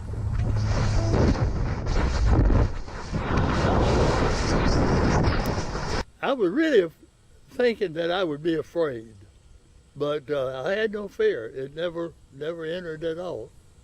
When we exited the plane, I call it prop wash, but I don't think it was. I think it was just the pure wind was surprising. It was real heavy. It just turned you flip. We just came out just turning it over and over and over was my impression. And then JT leveled us out, and we did some skydiving for a while for, I guess, probably 2,000 feet. I'm not sure how far down we came. I don't know how far down we were when he opened the chute. The surprising thing to me was when he opened the chute. All right, buddy. We're out and open. Woo! You might recognize this creature from a viral video posted to the St. Francis Wildlife Association's Facebook page. It's a small adult beaver getting a bath. At one point, it starts to help with the scrubbing. At that moment, a viral video was born. 4,500,000 people have viewed this video so far of the beaver getting its bubble bath. Really did it for people, I guess, because most people don't see a beaver close up, and just the way it was helping to wash itself was adorable. I mean, it was crazy, actually, to be honest. We didn't think it would be, we thought it was cute, of course, but we think a lot of videos are cute, and then we put them on social media and nothing happens, or you get a few likes here and there and things, but nothing has ever went so viral, I guess, here at St. Francis.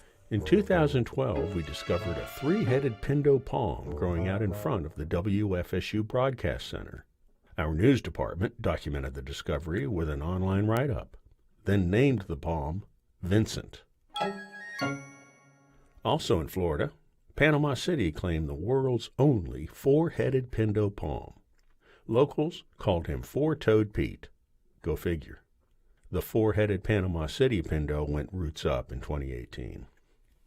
So imagine our surprise one recent morning when an alert camera-shy employee blurted out, "Hey, when did our palm tree grow another head?" It was true. Vincent, the three-headed pindo palm, was now sporting a new fourth set of palm fronds. Naturally, I wanted answers, so I went to the source. How long have you been here, Mr. Pindo? Will you say something? But my queries went unanswered. Vincent wasn't talking. Undaunted, I dispatched a crackerjack research team to sift through the archives. And they hit silver.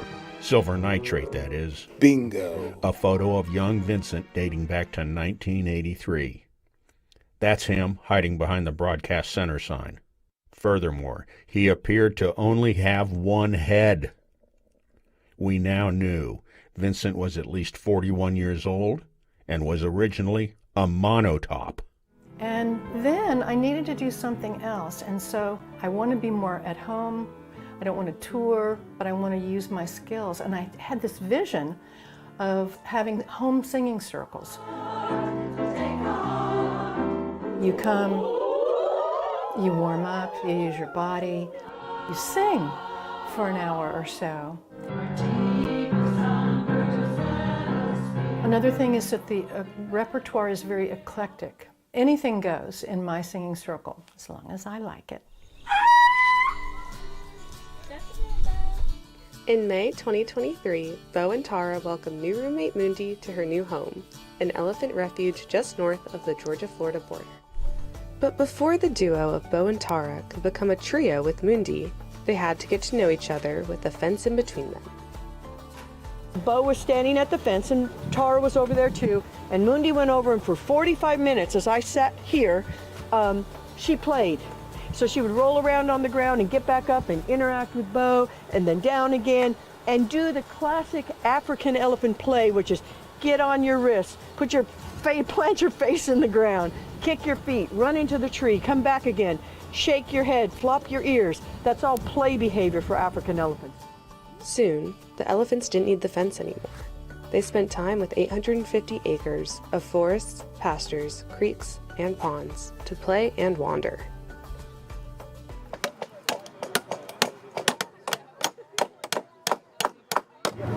Watch your fingers in the sun. On a bright summer day in June 2024, dozens of people from the community came together to officially start building the first Florida Capitol log cabin.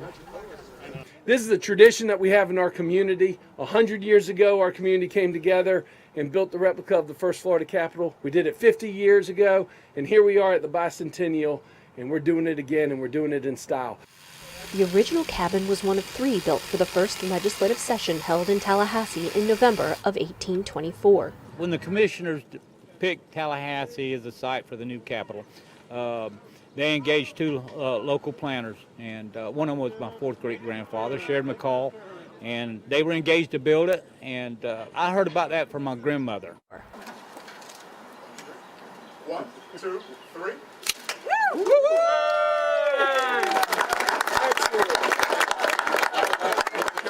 This is underwater rugby. To the uninitiated, it looks a bit like a shark frenzy with people. These people are members of the Tallahassee Tarpon Underwater Rugby Club. Misha Stutter started the club in 2019. What I like about underwater rugby, well, there are multiple things. First of all, it's a real team sport. You cannot do anything here without your team. You have to pass. If you just work on your own, you're gonna be smacked and killed down there, right? So it's a real team sport. It's really challenging. It's tough being down there. You really have to push yourself, and I feel like I learn something new every time that I get in the water. And then outside of the water, it's just a good community, and it feels good to know that, you know, I'm part of a little social organization. And I mean, how many people do you know that can say that they are playing on an underwater rugby team? So it's definitely something unique that I'm a part of. I love local roots, and I love those stories. We actually, the original version of those clips was 23 minutes long, and we had to cut it down. And I was having such a hard time. I was like, David, Lynn, you got to help me. We were going to be here till midnight. I know, I know. But it was so much fun to put that together. Award-winning segments here, right? Yes, Those are winning Cycle statewide the awards. Surf Dog, Florida Association of Broadcast Journalists Award. I mean, there's just great programs and stories that are in there. Mike Plummer, his stories always have a touch of humor in them, and they're just great. The four-headed Pindo Palm, the underwater rugby. I've never seen anybody interview a palm tree. Well, you know, you Mike get Plummer. unique here on WFSU. Station treasure. Well done, Mike. There he is. Thank you, hey, Mike. We yeah, appreciate it. yeah. He's like, of course. Mike says, of course I do that. That's what I do. Yeah, and if you liked all those stories and you want to see more of them, call 850-644-9378.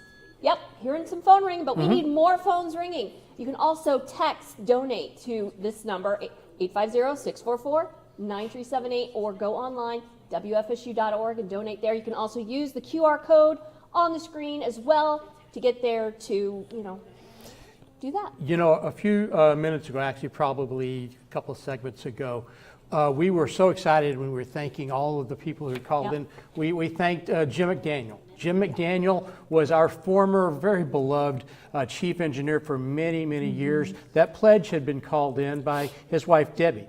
And the pledge really was in memory of Jim, because Jim passed away. You know, we love Jim, everyone who worked here for all these years. So, Debbie, we thank you, and we're sorry for what for kind of misrepresenting your pledge. We thank you for your support. But, you know, there's just so much good happening tonight. We're receiving calls. People are on the phones upstairs, I see right now. And we want to thank you for your calls. But if you haven't yet, 850-644-9378. Let's see, Sarah, I think we've got a few people that we want to thank, right? Yeah, we've got several people to thank. A dedicated Panama City viewer makes his first donation Yay. in Panama City. Thank you so much. Caitlin Snyder in Tallahassee. And don't blush, Lynn. My beautiful and multi-talented wife is the content director at WFSU, and I admire her passion for public media. Thank you, my husband. Who was that? Who made that pledge? Jason Tereska. Okay. So we are going to thank my husband. Yeah. Thank you, my husband. But who else? Right? Lakeisha Johnson, who says, Yay, Lakeisha! Oh, yeah, she's such a friend, yeah. PBS isn't just television, it's a trusted source of educational programs and knowledge for everyone. Oh, thank you so much. And Kathy Barnett, who's a sustaining member but wanted to add to her already existing donation because public television is too important. Thank you Thanks so much. Thank you.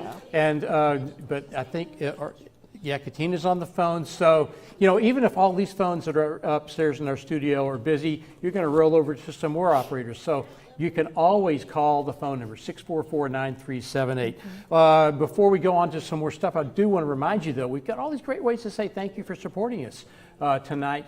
That for that $72 one-time gift. There it is, the WFSU Ecology Calendar, $72 one-time gift, $6 monthly sustaining gift, 18-month calendar, all the beautiful photos from Rod Diaz de Villegas' treks through the wilderness on all these great stories. For a pledge of $120 or a $10 monthly sustaining gift, we've got the vintage tee, we've got vintage logo tee, we've got the WFSU through the decades tee, whatever you want to call it. It's all the same thing. It's all the same thing. But it's a conversation starter for you wherever you are out in the community. $120, $10 a month, or if you'd like to receive both the calendar and the T-shirt for a pledge of $180, $15 monthly sustaining gift. Both of these are our ways of saying thanks for supporting WFSU. Call 644-9378 or online to WFSU.org. That is awesome. Yeah. And like David said, the 850-644-9378 is the number to call if you are interested in calling right now. Yeah. And if you're not interested, well, we want to talk about something that might make you more interested. Did you know that the music that we have done with WFSU goes back to the very beginning? Oh, yeah. Very beginning. Of course, started off as a radio station, but when we became a television station, we also started recording music from Florida State University and other places right here. Well, not right here, because this studio didn't start until the 1980s, but back in Dodd Hall, we were recording a music concerts, and we have some photos of some of those, because again, history rules. Hey, I love way it. to go, Suzanne. Thank you very much. Yeah. So look at this photo. I mean, you can see the lights. You can see, they crammed a lot into a very small space. And if you've ever been over to Dodd Hall, that area is now the Workmeister Reading Room. Yeah. So I know. I see the marimba. And a huge drum. And a huge drum. And this is drum. FSU music. And I think we've got another photo. And this was here in this studio with some giant risers, I believe we had. And then, did I have one more photo? I can't remember. Might have just been these two. That was just those two. That's enough. Yes. That's enough. But, we continue to do music performances today. Yeah. And I'd like to, we've got a special person who's telling us a little bit about our music. We do. We have Alexander Jimenez. He's coming up, and he is one of the directors at FSU's College of Music. Absolutely tremendous programs. If you all have never been to a concert, we strongly recommend them. Brilliant storytelling through music, through the arts, through culture. That is a root of what public media does, and it's something that we love to be able to bring to you. And so this wonderful work, we're going to show you right now.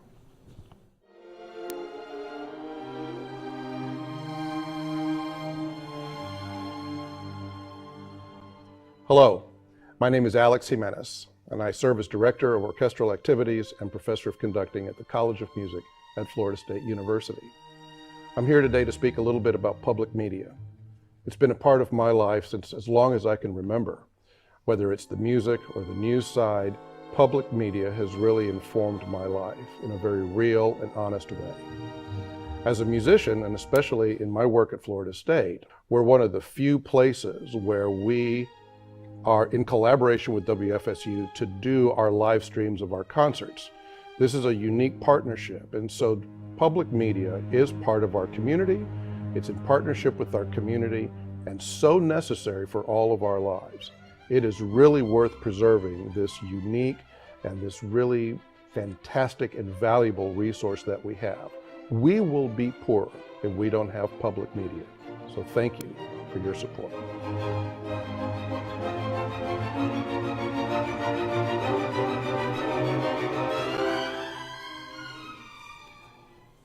I love that. We will be poorer without this, and these are community institutions, and you can support that work and the work everybody here at WFSU does by calling 644-9378. You can go online to WFSU.org. You can text to donate at that 644-9378 number or hit that QR code. Music is the root of community. It is a language unto itself. It moves you, it drives you, it flows through all of us. And we're just happy and honored to be able to bring even just a portion of that to you. You can also see those concerts at WFSU.org and on the PBS app and via our Passport. So if you missed one, feel free to go back and check those out online. And now we go to the music section.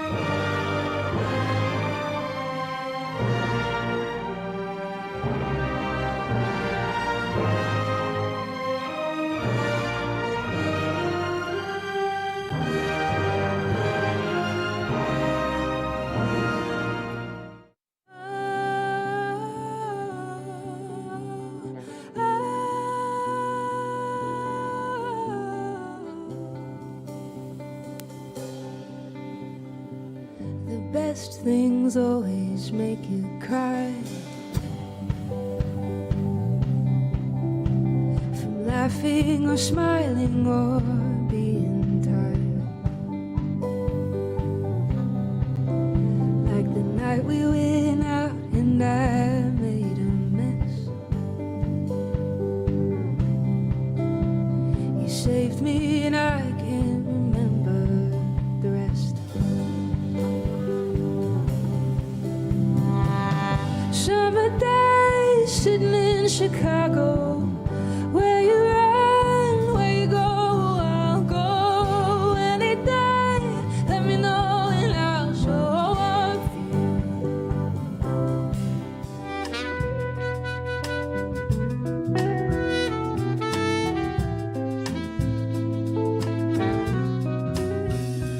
It's not personal.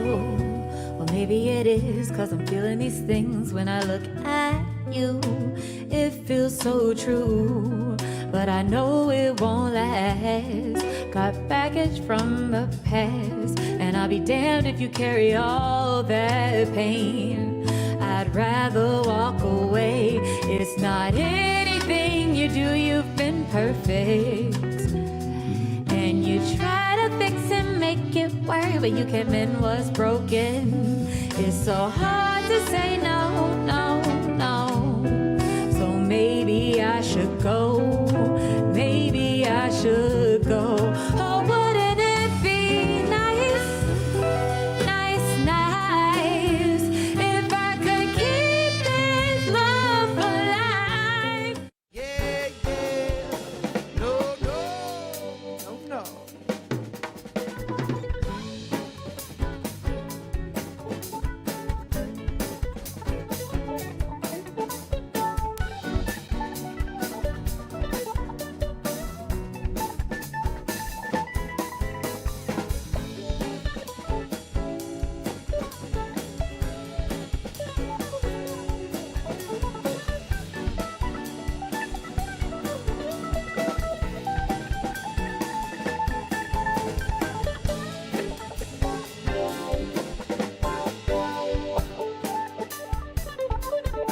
Yo, you got wings, don't you know you can fly?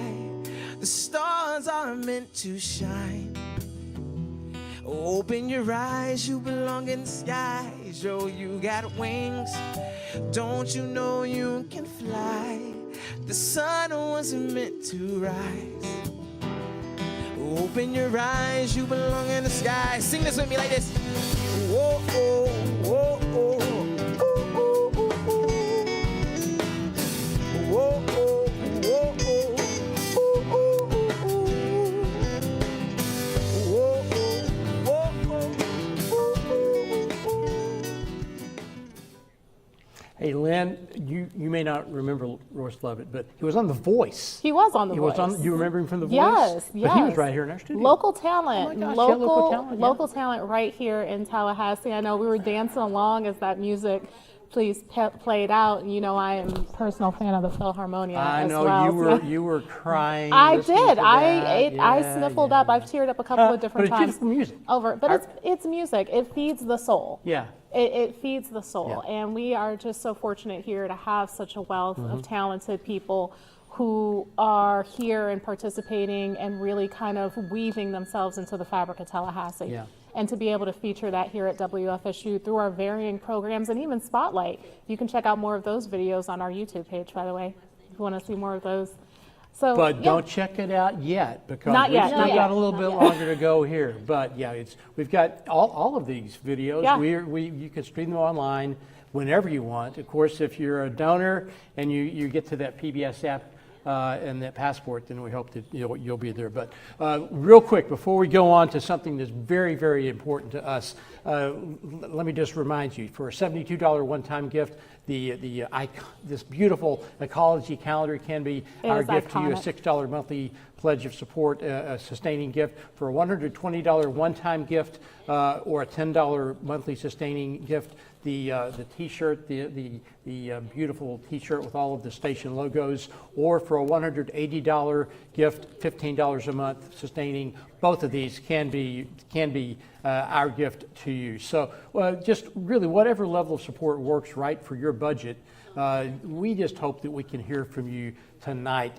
We're coming close to the end of this special pledge event here in the studio. So if you've yet to call, make that pledge of support. $180, $15 a month. Both of these are our gifts to you. But the greatest gift that we can give to you as a donor is WFSU 365 days out of the year. The programming that we provide on television and on the radio, the educational content that we are able to provide you in the services for families and teachers and children, and just knowing that you're supporting something that's I think very valued in this community, WFSU Public Media. One of the things that we are also known for is, unfortunately, when there are emergencies, right, Lynn? Yeah. When there are emergencies, you can always count on WFSU. Our radio team puts if there's a hurricane warning or a storm warning in the area, our radio team puts a person in the Leon County Emergency Operations Center. If there's any type of emergency happening throughout the state, when the governor is involved, our television team is manning the cameras. They are there on site at the Emergency Operations Center. They are there providing that service not only to our region, but to the state of Florida and beyond. So we just hope that you value all of these great services that WFSU provides to our region. Now we've got a short video that we want to show you that just you'll meet some of our staff, and they're going to tell you a little bit more about what we do when times of emergency.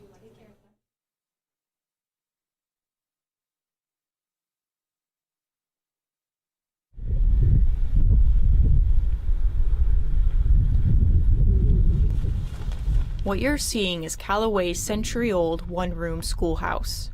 Last year, it was damaged during Hurricane Michael. You get up and you go look around, and you don't know where to start when you see something like that. It's just it was a mess. We lost a lot of pictures, books, different items like that. My family went to school here. My grandmother, my father, as a matter of fact. Aunts and uncles. It gets close to your heart when your family is involved. Over there in the Bay County area where Hurricane Michael hit, that's often called the Forgotten Coast. And I think Hurricane Michael proved to us that it's called the Forgotten Coast for a reason. And so after Hurricane Michael came, I think, there was quite a bit of media attention. Immediately after the storm, sure, people cared. People were talking about it. Oh, Hurricane Michael, big impact. But 1 year later, I think a lot of the community, a lot of, the nation, certainly a lot of Florida had moved on. Why has Jackson County been forgotten? Jackson County is a very vital part of the state because they employ nurses and teachers and the peanut farmers, the cotton farmers, the cattle farmers. Without farmers, you might as well be hungry and naked.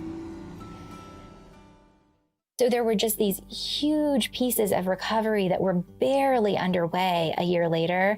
And I think that for us, for the folks here in radio, in the news department, and folks in the television department to partner together and go to that space was so important because it made the members in the community there feel remembered. It made them know that someone cared about what had happened to them, and it raised that profile around the rest of the state. So they were feeling forgotten, and we helped them be remembered. I think that, of course, as a journalist, my job is to inform, right? And so one of the most important things to keep people informed about is their personal safety. So during a storm, as the storm comes, and during the storm, I think that's just an essential part of the job, is keeping people informed about this storm that poses a danger to their lives, to their property, but it's also giving them a sense of just not being alone, which I think is really important. We are there with you. And so I think that sense of community and togetherness is a really important part of what we're doing. During hurricane emergencies or other weather emergencies, we sometimes go to the local Leon County EOC, which is where we can partner with people like the mayor, like the Division of Emergency Management Director, like the EMS folks, and get some of the basic on-the-ground info. When I was younger, I went through Hurricane Andrew, which was a devastating hurricane to hit South Florida. At that time, a lot of communication systems were down, right, like TV. It was also very difficult to find supplies. So emergency communications on the radio helped my family be able to know that the Red Cross was coming into town, where we could get gallons of water to be able to drink. And then for my family who was dealing with the impact on their home, over the radio, we knew where the insurance carriers were going to be so that we could come and make claims and begin work on that decades-long repair process. WFSU's local production department has an agreement with the Florida Division of Emergency Management. We provide audio and video support to them. When a hurricane or other emergency threatens Florida, we provide support at the State Emergency Operations Center to cover the governor's emergency briefings. When we get one of those phone calls, there are a lot of moving parts to make sure all the gears are working. The first thing I will do is try to get captions.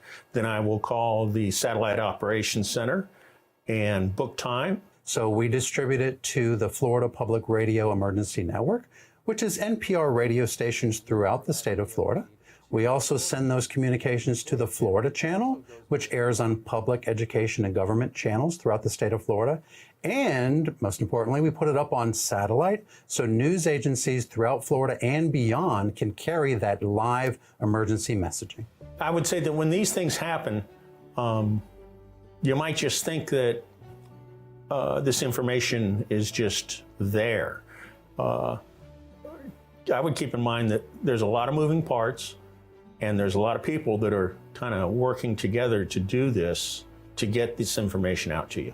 I know how important it can be for citizens that are impacted by a storm to be able to get critical information, not only before the storm, but also during and after. So it's one of the things that I'm most proud of our work at WFSU, is because really this is life-saving work that we're doing here.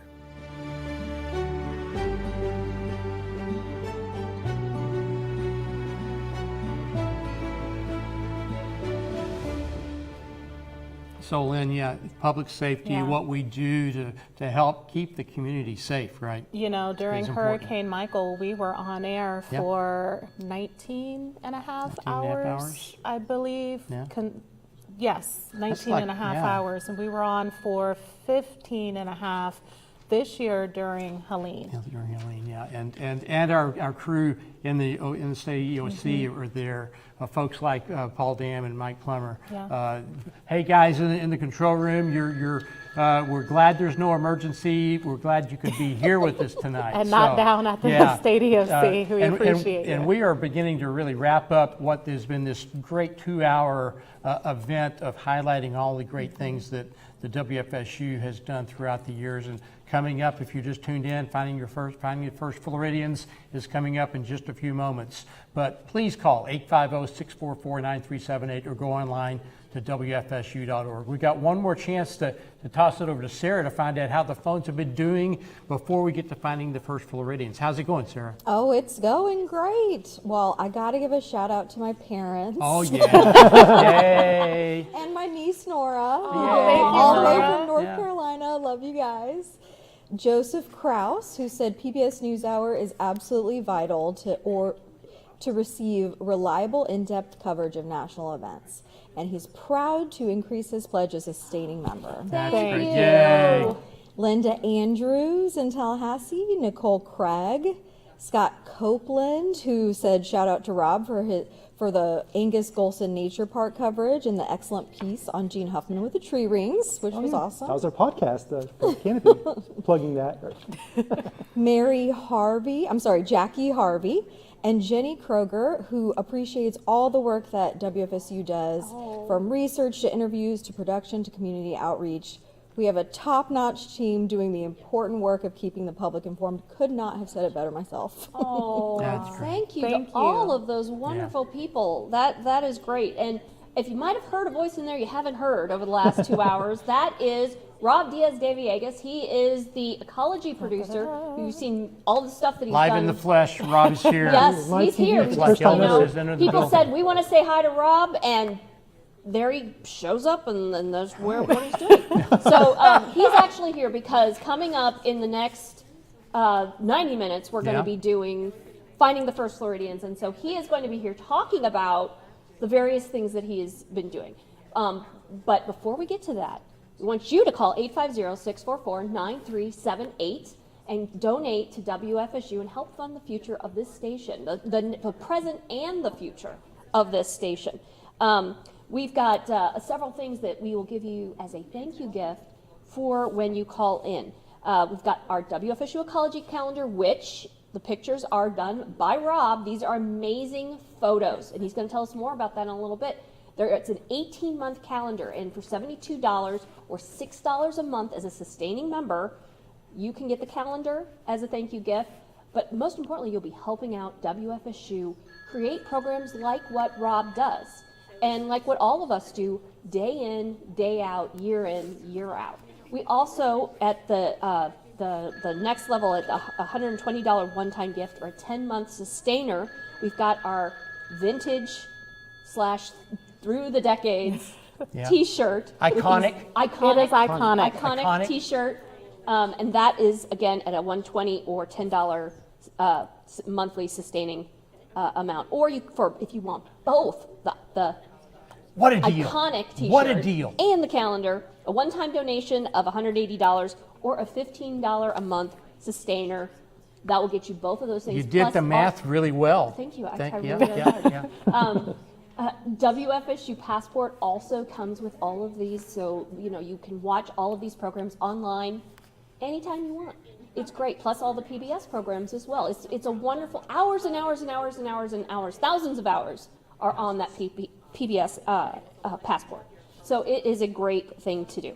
So getting to Finding the First Floridians, Rob, what is Finding the First Floridians all about? So, Suzanne, we live in a hotspot for submerged prehistoric archaeology. So in the Americas, this kind of techniques used to excavate really old archaeological sites was pioneered here in Florida waters. I interviewed about 15 or 16 archaeologists from all over the country, plus a few other researchers. And when I talked to them, I was surprised how excited people were, especially about specifically the Osceola River, and also just the potential of what's off the coast of Florida in the Gulf. So this work is about sort of all this pioneering work and a lot of these really recent discoveries that have kind of rewritten what we know about people in the Americas. And then just as an ecology producer, what I really love about what we find out in this documentary is when I interview people, it's a lot of their work is reconstructing the ecosystems and where people lived and what Florida was like in the Ice Age, which is radically different than it is today. And it's the animals and the landscape. So that's part of what I'm excited about. And that's a lot of what we see in the first segment here. And the first segment is called Florida's Ice Age Landscape. Correct. That is chapter 1 of this. Chapter 1, right. Chapter 1. So let's take a look at the very first part of Finding the First Floridians. That's a tongue twister there. Finding the First Floridians. But while you're watching that, remember to call 850-644-9378 and donate to WFSU today.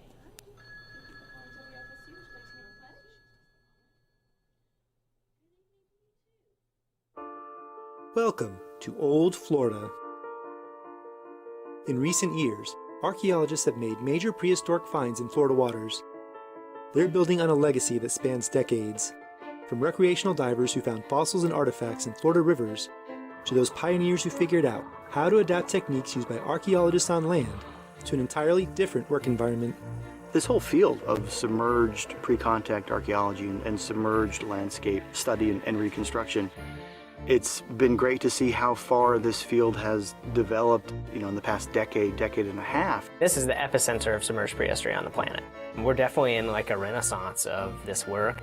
What they find here is helping answer questions on a continental scale. Who were the first Americans? Where did they come from? How did they get here? When did they arrive?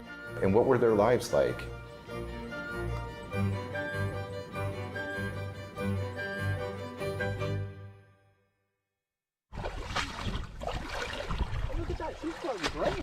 We're embarking on an emergency archaeological mission.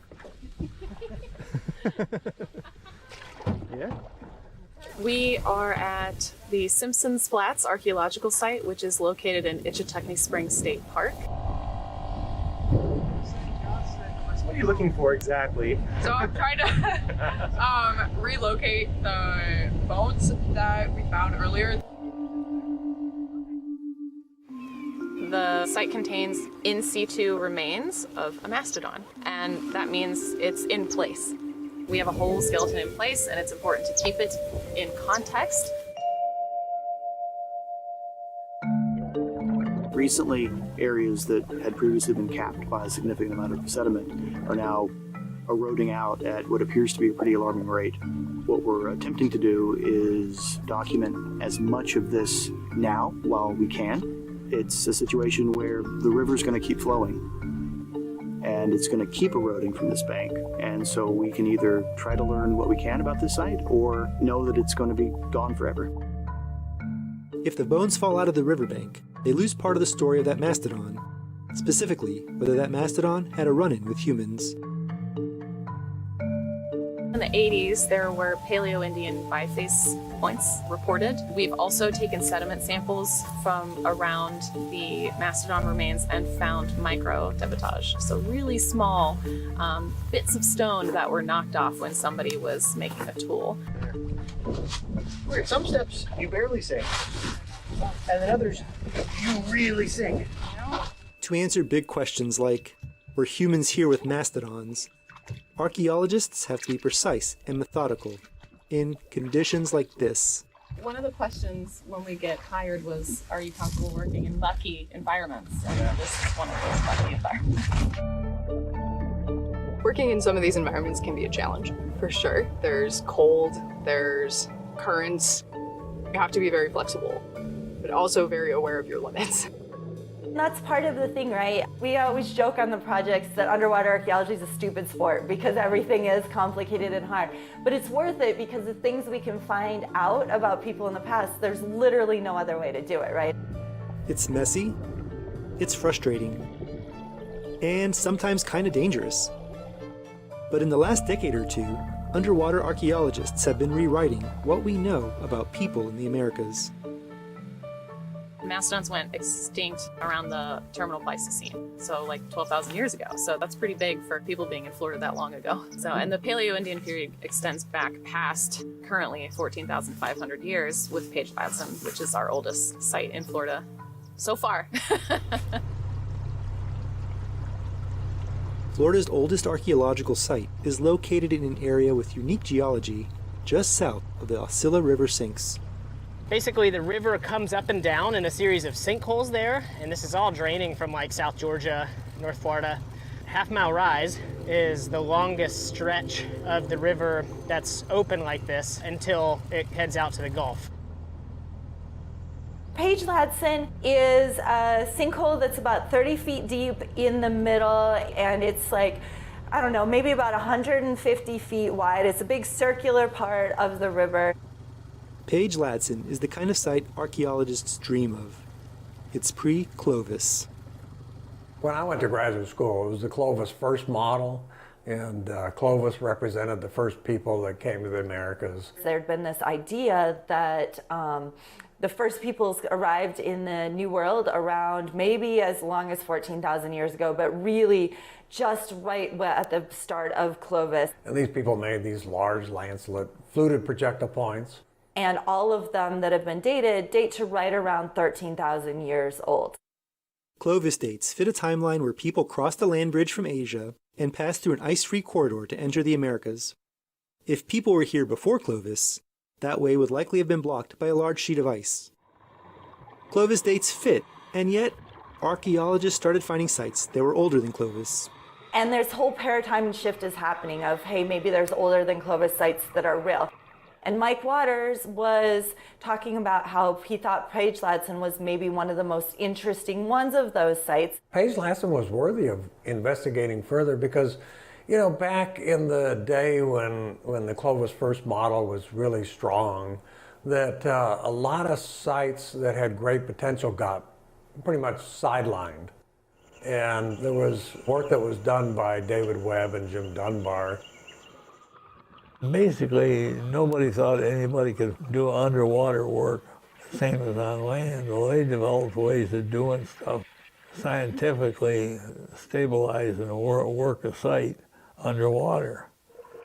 Eddie Green is a retired engineer who volunteered on decades of digs. He designed the dredge system they used to vacuum up sediments. In those days, there was more enthusiasm than funding, and they had to be inventive. They developed a lot of techniques that everybody uses nowadays to work on underwater sites. So Jim and Dave went and looked at it, saw that there was some cool stratigraphy at the site, dug some test units, and found that there's a lot of stratigraphy at the site. Strata are layers of sediments. Think of the Simpsons Flats mastodon. If fossils or artifacts are preserved in a layer of sediment, they are in context. It's a common refrain in this line of work where you need to have unequivocal artifacts, secure geologic context, and absolute ages of some kind. Ages are obtained by radiocarbon dating preserved organic material. If artifacts and fossils are in a layer with datable material, then the dates apply to them too. Having all three of those is the gold standard. Page-Ladson had well-defined sediment layers. This made it a promising site. And they found in Strat Unit 3, which is a layer that it looks like hay and sand mixed together. They did some testing and found that that hay is actually mastodon poop. They were hanging out on the edge of this sinkhole that had a spring in it, drinking water and, you know, like passing the food that they did not digest very well at the edge of this pond. And in it, they found the bones of extinct camel and of mastodon and a bison and a few horse bones and some other bones and things like that. Some of the mastodon bones that they found were near fragments of what looked like flakes from making stone tools. And one of the things they found that was really exciting was a mastodon tusk that had marks on it in a place that would have been inside the mastodon skull when the mastodon was alive, right? And so they're like, this was evidence that people were butchering this mastodon. Could people have coexisted with mastodons here in Florida, and with extinct horses and camelids and bison? If so, what was their Florida like? For answers, we don't need to go far from Page-Ladson.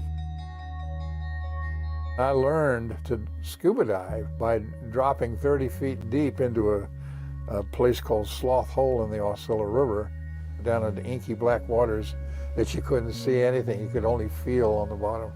And as I reached the bottom, was able to feel around, I could feel bones and teeth and all these wonderful things that fascinated me and has led me to be interested in understanding what the original ecology of Florida was prior to the present ecology. The shelves behind me are essentially the results of, I would say, close to 40 years of intense excavations on multiple sites in the Osceola River and then nearby Wassissa. When you walk into the Florida Natural History Museum, you're greeted by another elephant relative, a Columbian mammoth found in the Osceola River. Fossils found in the river tell the story of a landscape filled with food. Consider what a protein bonanza might have been available to the first people that arrived here. It would have been a landscape that would have been, if the archaeological data tell us anything, fairly attractive to the people living in North America for a lot of different reasons. But the many large mammals here were more than food. They existed in a complex ecological web with each other and the plants around them. This is a partial tooth of the Columbian mammoth that used to be here. And you'll see it's got a washboard effect. This would have eaten probably grasses and forbs. The upper jaw of a baby mastodon has what are called bunodont teeth. This is probably a grazer, and this was probably a browser, eating brush and woody stuff. Where there are more forested habitats, there are typically more mastodons than mammoths. Where there seem to be more open habitats, then the situation's reversed. Extinct grazers have modern relatives who allow us to somewhat envision the Pleistocene landscape. The horses, the bison, mammoths, llamas, all of these grazers attest to the fact that there was a big grassland present in the late Pleistocene time. What we know is that around the time that humans arrived in Florida, about 15,000 years ago, it would have been a pretty open environment with herbs and grasses and things like that, with some trees here and there. Angelina Parati studies pollen found in sediments. Each grain identifies the genus of the plant that made it. Pollen is comprised of one of the strongest biomolecules in the world called sporopollenin. What's really useful is when we're able to get radiocarbon dates that go along with these pollen samples, and then also other changes like changes in animal communities or human population at the time. Both fossils and the pollen record suggest that Florida was largely a grassland. We can get a feel for Ice Age Florida in one of modern Florida's dominant natural landscapes, the longleaf pine wiregrass ecosystem. Regular fire here kills back woody growth, making for an open, grassy understory. Longleaf pine probably was here and was going back and forth between these states of being fewer pines, although still a pine fire environment, and a woody sort of environment that supported the browsers and the grazers. At Lake Tulane in central Florida on the Lake Wales Ridge, it's really interesting because there's like these fluctuations between pine and oak ecosystems. And so these are millennial scale events where basically the ecosystem, the vegetation drastically changes. It's like kind of an oak savanna type environment. And then the next millennium, it's a total pine forest. Page Ladson contained the fossils of multiple grazing animals and 2 browsing mastodons. A pollen analysis of the mastodon layer indicated a cool, dry environment with few trees. Humans and animals would have been drawn to this water source. But how long ago? Dunbar and Webb's radiocarbon dates were eye-opening. So they published the book, talked about the stratigraphy at the site, talked about these mastodons, talked about these cut marks that were on this tusk, and presented pictures of the stone tools that they had. All of those said they were dating around 14,400 or 500 years ago, right? A long time ago, and about 1,400 years older than the Clovis complex that I'd been telling you about. They presented this evidence, but people just said, well, those artifacts, maybe they fell in while you weren't, paying attention. And so it just became forgotten. They had a hard time convincing other archaeologists that an underwater site could be excavated scientifically.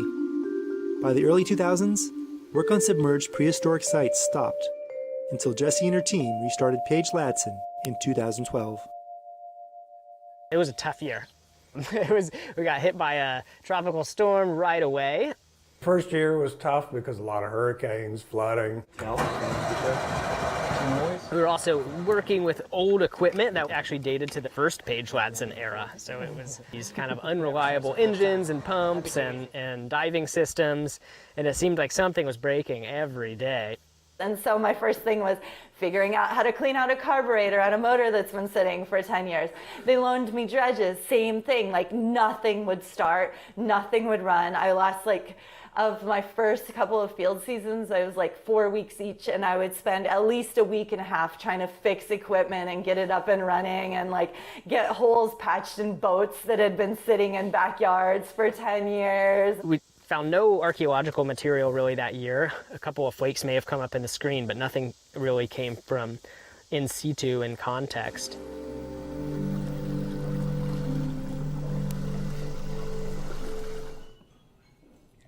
You are watching Finding the First Floridians on WFSU Public Media.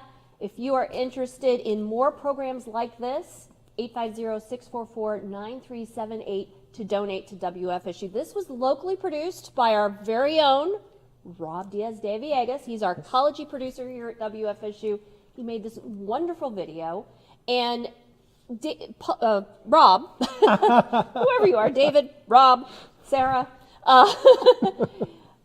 a lot of the stories that we do here on WFSU have come from other stories. We've while we're out on a story, we find out about another story, and then that one leads to another and leads to another. What was the route you took to discover this story?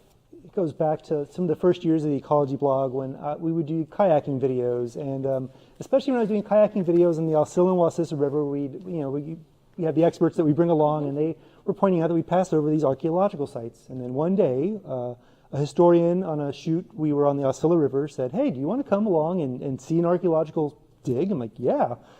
And so in 2015, in June of 2015, so 10 years ago, I went down to the Wassissa River to the Ryan Harley site, which I'd passed on a shoot at one point, and I met Morgan Smith, who is sort of my co-producer on this project. He was an undergraduate getting his, working, I know he's not an undergraduate, he was working on his PhD on the Ryan Harley site, and put together a segment for that. That was on the very first episode of Local Roots. That was my contribution to that episode. That was 10 years ago. Yes, it was. Wow. And I remember you coming back from that and be like, I have got this great story. This is turning out so cool. Yeah. It was a lot of fun. Yeah, and we collaborated for years, and then he had the idea for this, and then we pursued the funding, and then this was just a lot of fun to do. I mean, just to take it from a few small stories and then get really the whole overview and talk to all the people involved and who've been working on these things, and talk to paleontologists who've been cataloging and finding all these fossils on the Alcilla River. Like this arrowhead that's in this photo. This is, there's that's off the shore, yeah. But that's, these are just amazing stories of how everything grows and uncovering Florida's history, and that's and our local history, and it's just so much fun.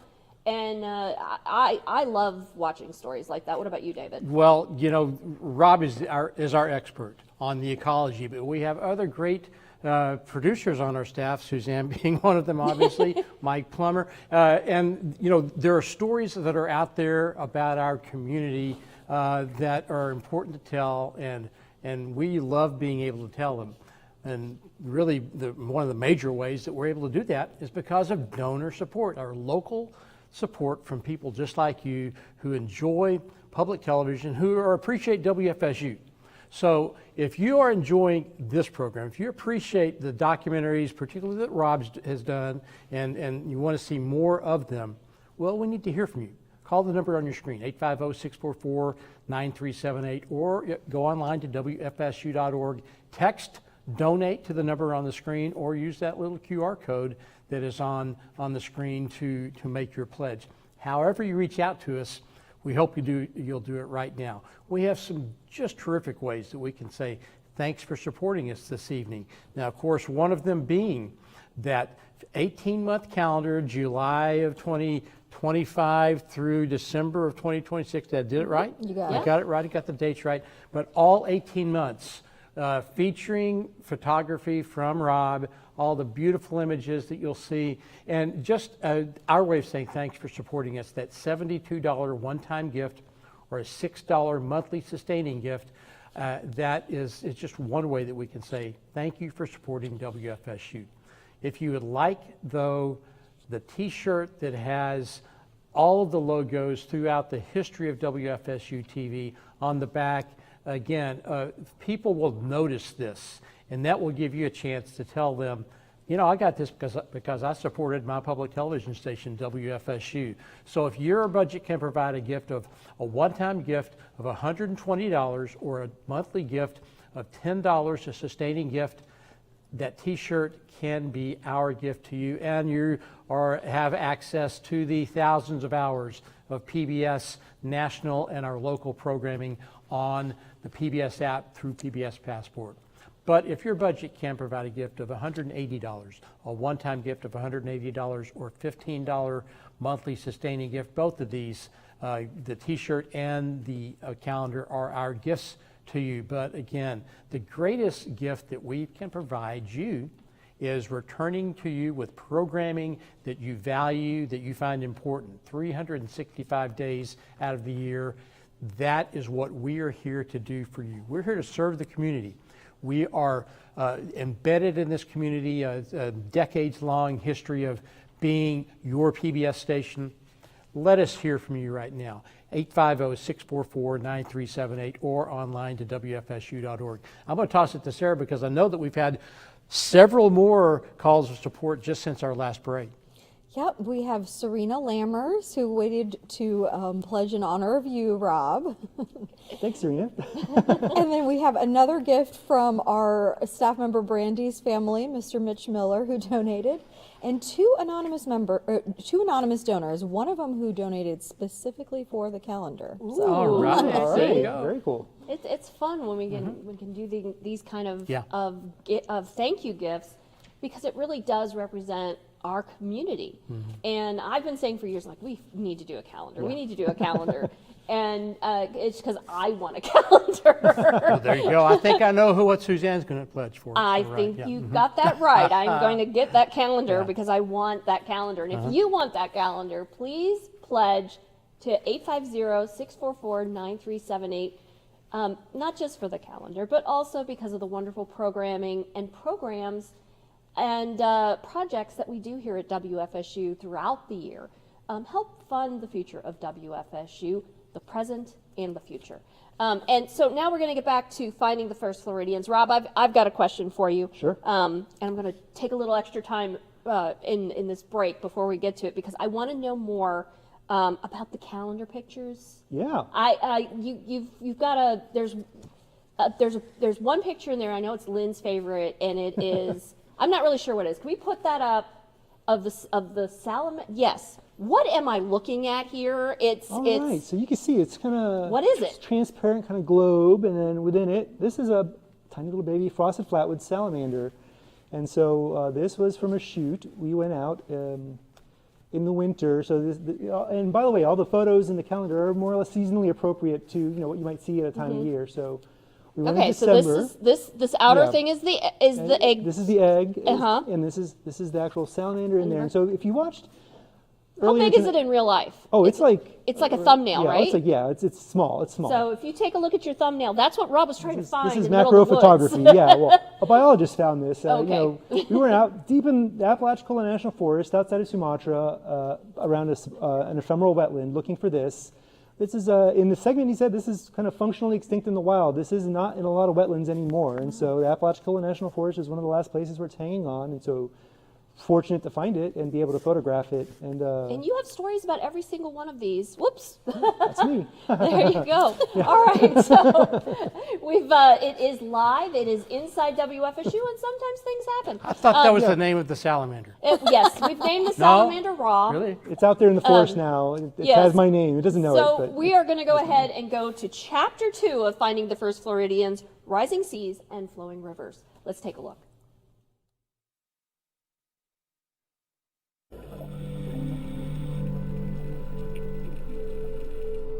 Doing methodical work in this environment takes perseverance.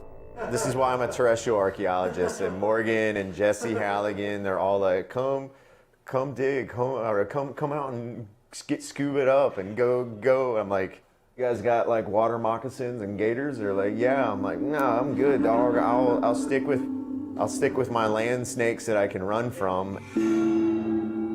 In the low visibility of Wasilla waters, you wouldn't even see a snake until it was right next to you.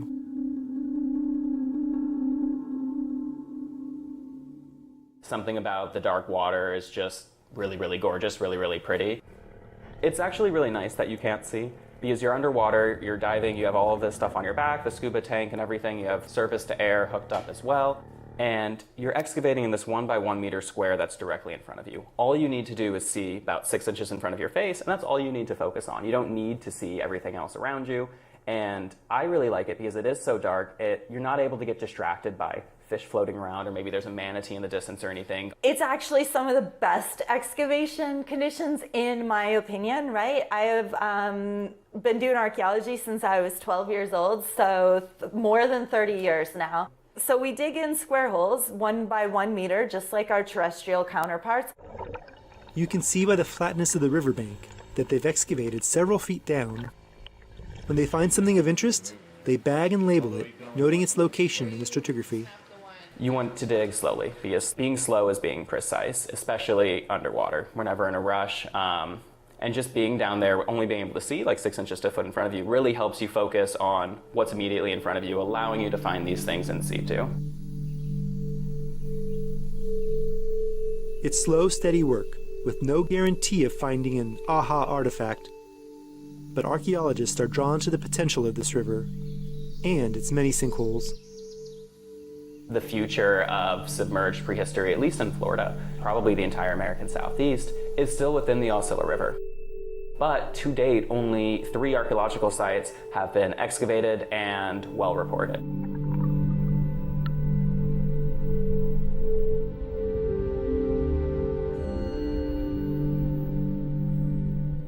The land between Tallahassee and Gainesville is pocked with sinks and springs, fresh water that supports a diversity of life.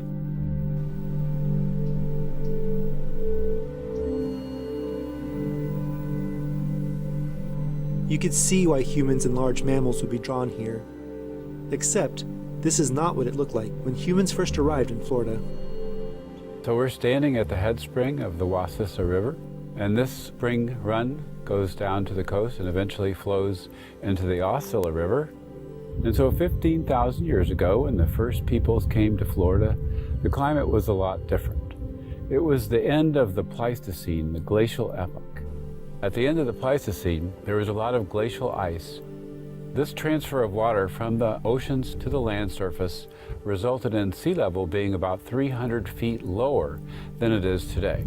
So places like the Wassissa Spring here, that water table would be lower as well. And so this probably was a sinkhole.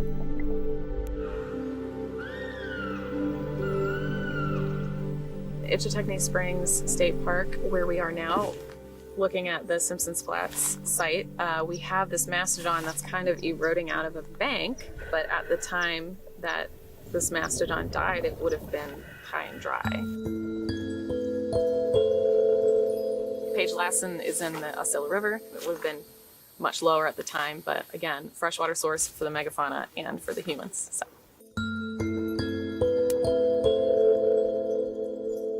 The modern Osceola River sort of is essentially a fairly shallow, small, flowing body that's sort of connecting a series of sinkholes.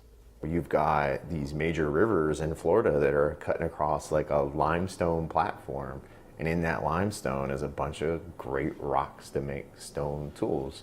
A bunch of great animals running around if you're a hunter-gatherer. From about Tallahassee over to the Swanee River, it's all underlain by limestone. So circulating groundwater in the limestone would have caused caves to form that would have collapsed, making your sinkholes.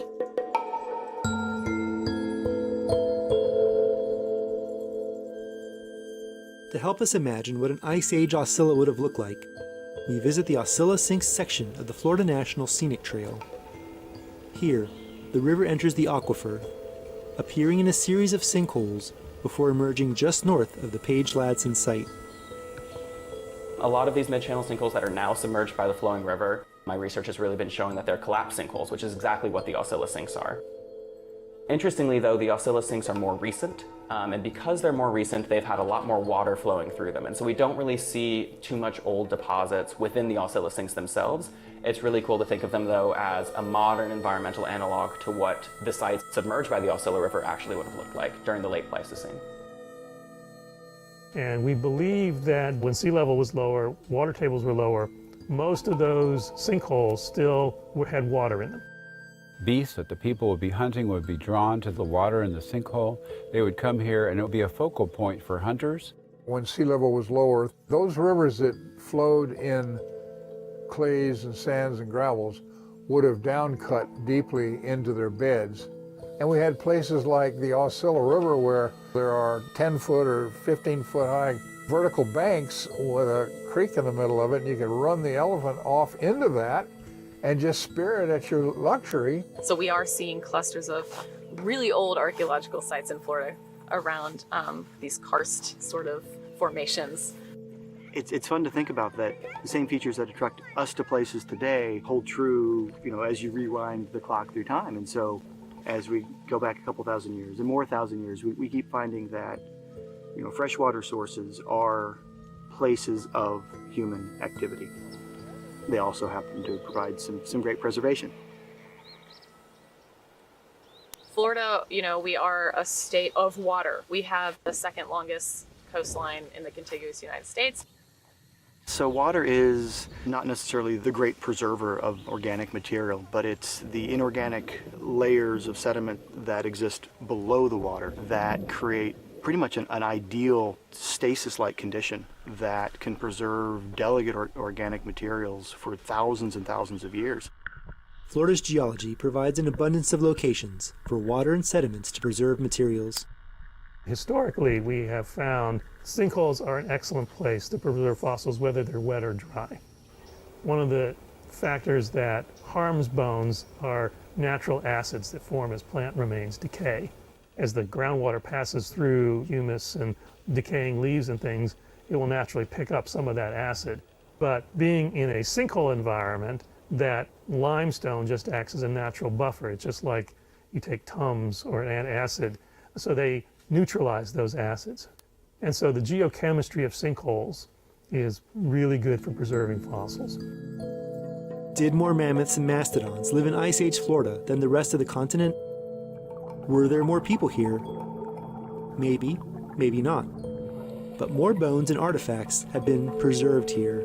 It's just that the sinkholes, the freshwater springs, allowed that evidence to be preserved. So going back to that, geology determines so much about what we can ever know about people in the past. This is just a unique and completely unique geological situation that gives us a chance to look at what it would have looked like everywhere.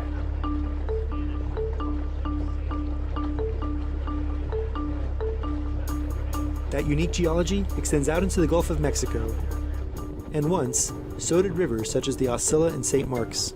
You can kind of see the modern day river channels here. There's the St. Marks, there's the Osceola, and you can almost kind of see this little finger where the Paleo-Osceola channel would have been. What is the Paleo-Osceola? And why is Morgan looking for archaeological sites out here? The state of Florida is a large limestone platform, and currently about half of that platform is underwater. And we call that the continental shelf. And the shoreline, back 15,000 years ago, was out there. It was an entire coastal plain that is now completely submerged, and it would have been a continuous landscape, right, with what is now the remaining bit of Florida that's left. With sea levels being so significantly lower then, it seems like a very fruitful exercise to kind of figure out what did that landscape actually look like when people were here during the Paleo-Indian period. It's not always a cooperative environment. Yeah, it got a little choppy out there, so we came about 2 miles back further in.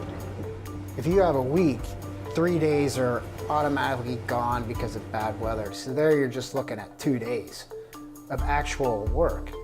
And then if you're spending half the day trying to find the site or bad weather comes in, it can really throw you off. So we're kind of surveying this whole landscape for sites. Around 5,000 years ago, 3,000 years ago in here, 5,000 where we were, this was all dry land. So everything you're looking at was, indigenous peoples could have and did use it, and it was just like any other part of Florida. Rivers, springs, streams, trees, grasslands. To find sites out here, archaeologists go to the types of places where humans, even modern humans, have always gone. So we're cutting across both the St. Marks and the Paleo-Oscilla channels to try to figure out where those channels would have been and map sites off of them. There was a big confluence out here, which is really good because those kinds of confluences are, obvious physiographic features that prehistoric peoples would have mapped onto. I don't think there's a single river confluence in Florida that's not an archaeological site. I'm standing at the confluence of the cool, clear waters of the Wassissa River, which is making its way down here, into the dark, slightly warmer, tannic waters of the Oscilla River. And we're standing at the confluence of these two rivers, and just downstream of us is Page Ladson. Like at Page Ladson, archaeologists had long stopped working offshore. There really hasn't been a whole lot of work done out here. I mean, in the 80s and 90s, there was a lot of targeted kind of work that really pioneered some of the archaeology out here on these submerged landscapes. The generation that came before, like Dr. Michael Fott, Dr. James Dunbar, they were from that generation in the 70s and the 80s and 90s who began to really grasp the potential and to do this in a systematic manner.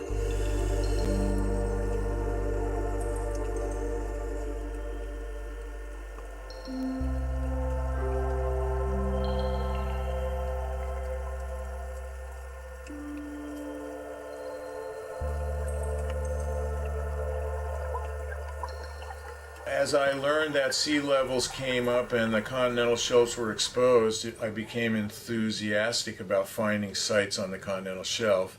And there weren't a lot of examples around, and my major professor, Vance Haynes at the University of Arizona, mentioned Florida.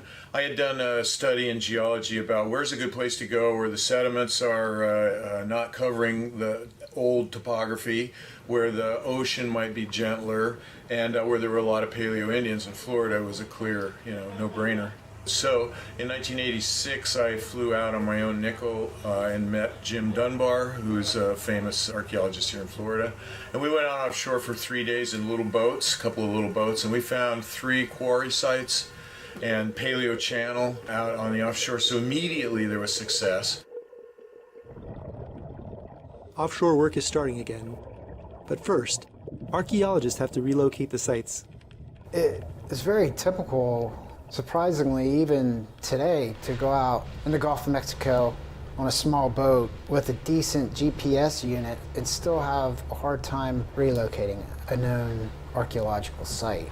Kind of what I found is that the navigational chart that they were using at the time has a substantial offset, especially in the deeper water, from modern bathymetric data.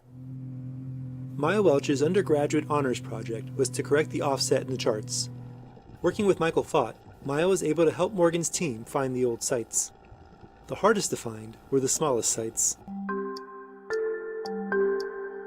Maya was diving offshore with Morgan when Morgan found this point. Not every site will have an obvious artifact. When you think of underwater archaeology, you think of shipwrecks. Those are very big. They show up in remote sensing equipment very easily. But some of these more ephemeral sites, which may be lithic scatters or a mortuary pond that's very small and you're in the big, big ocean, they're very difficult to find. We don't have a written record to kind of tell us, the details about these people and about their lifeways. We don't have an X on a map somewhere where we just know exactly where to look. We honestly don't even know what we're going to find until we find it. You can go offshore just about anywhere in the world and you know you're in a high energy environment. And you know that trying to find something left behind by people who lived thousands of years ago, people who were not building monumental architecture and were not building, bridges and roadways. How are we going to find evidence of their life on Earth? So one of the things I always tell students is look for things that are in the same place that shouldn't be there together. You see a pile of oyster shell, and intermingled with it, you see bits of stone tools, maybe some charcoal, a deer bone. All of a sudden, you've got a bunch of things that are not like one another, that are occupying the same physical space. These are from very different environments, right? In that scenario, you can envision a camp where humans were harvesting oysters and hunting deer. They left this waste behind, and over time, the site was claimed by the Gulf.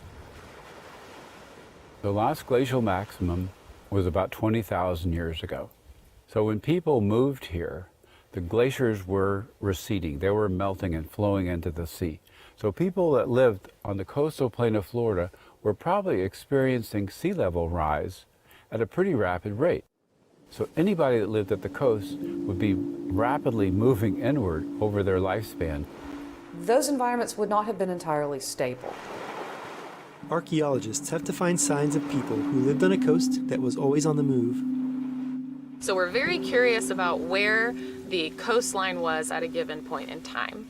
And how do you determine that? We've got like bathymetric data, sure, but a lot of those models are based on dating of specific types of materials.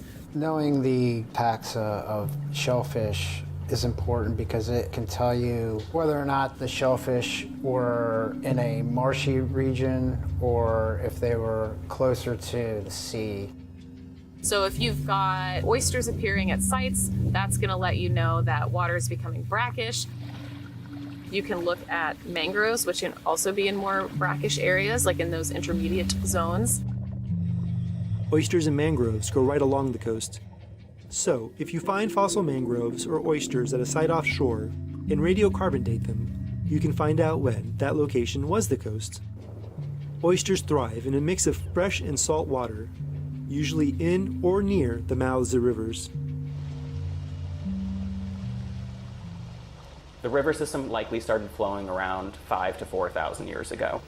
Before that, there were these kind of interconnected, isolated sinkholes, and likely before that, the river system was flowing probably around 50 or so thousand years ago as well. Rising water on the Oscilla helped preserve sites. You just kind of imagine water just kind of coming up slowly in these holes. It's not a destructive process. It's this kind of gradual inundation. And so it's the changing from these isolated sinkholes to the modern river system with erosion happening during that and in between those time periods that really only creates a couple of unique zones where we have those deposits dating to 10 to 15,000 years ago. And so we don't actually know the exact nature of why they're only in some areas, and that's what my dissertation is really trying to focus on. So Michael, we're not going to want the dredge for the first part of it. Nick is excavating a site on the Oscilla River, hoping to find the next Page Latson. That crew found plenty of fossils, but not many artifacts in their first year. So, when we worked there, what we found was mastodon bones, a couple bison bones, some camel bones. But not many artifacts. It was a cause of stress.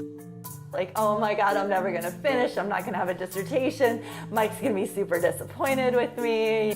Jesse deserves so much respect for persevering through it. I think any sane person would have given up. I'm not saying Jesse's insane, but it takes a particular kind of person to just keep at it. It taught me like the most important part about underwater archaeology, which is that you have to be really resilient and creative. Dr. Mike Waters was actually here on site that day. It was kind of like you couldn't have written a better story. He was probably going to leave in a couple days, and I think he had actually said, if we don't find anything this year, we're calling it quits. You know, like we're done with Page Latson. I'll never forget the day we were sitting on the boat. I was sitting there with Dave Thulman. We were watching, the bubbles and everything on the surface, and Morgan came boiling to the surface and said, "We found a biface." I looked at Dave and I said, "Oh my God, that's more than I ever thought we'd ever find." And there was this super dramatic moment where everybody wants to see it,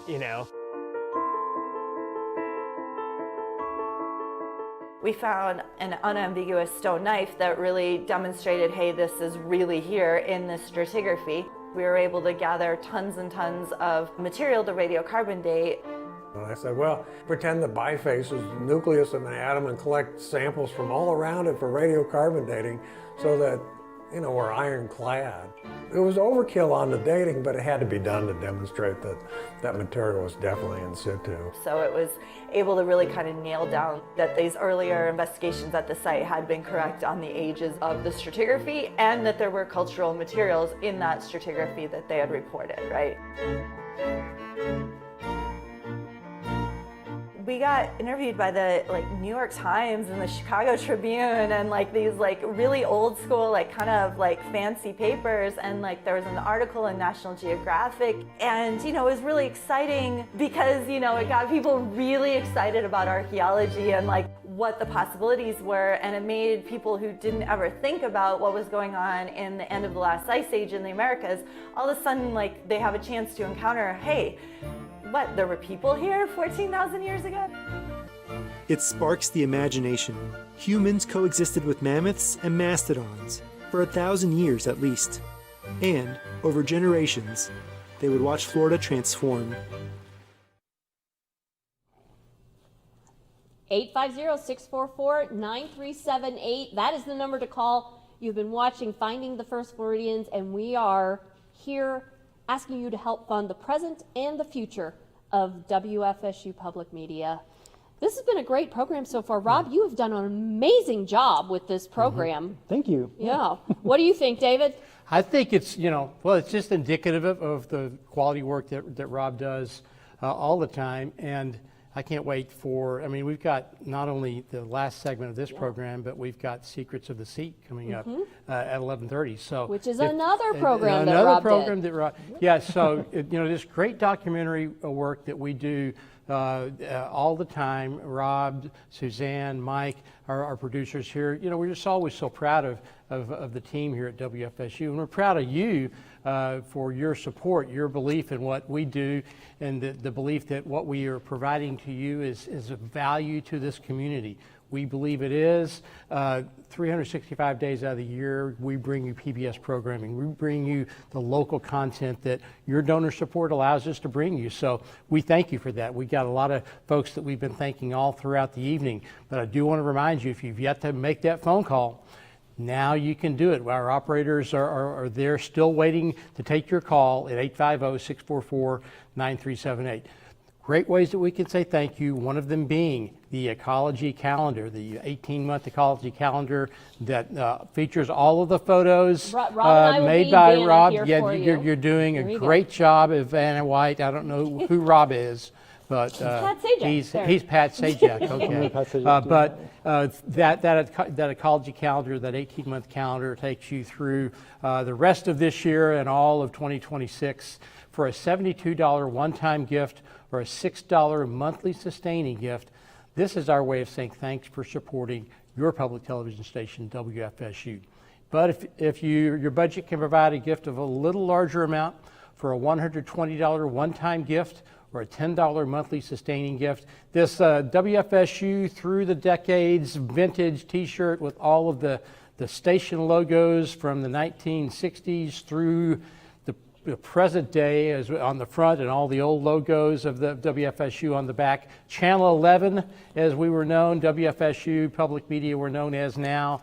But for a $120 one-time gift, that's our thank you gift to you. Or if your budget can provide that generous gift of $180 or more to WFSU this evening for a $15 a month sustaining gift, both the t-shirt and the calendar are our thank you gifts to you. But we do hope that it's gotten a little quiet here. I think that folks are just engrossed in the content of the program, but do take this time to make that pledge of support, make that phone call, go online, WFSU.org. And I'm going to toss it to Sarah, because I know that while I'm standing here talking, Sarah is really waiting to tell us about some new donors to WFSU, right, Sarah? That's right. Yeah. We have to thank Gordon Patton. Oh, Gordon! Yeah.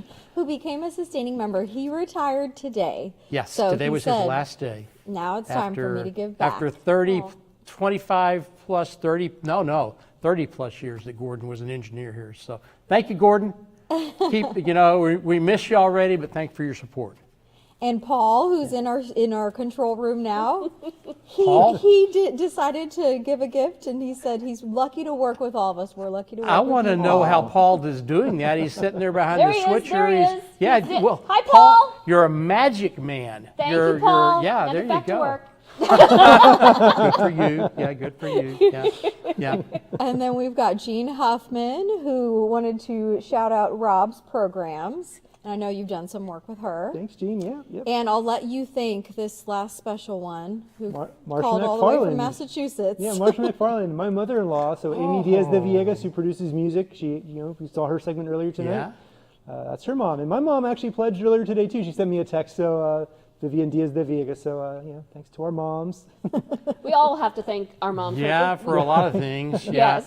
I don't know that I've ever had to thank my mother for pledging, but Rob, good job. I mean, she did good.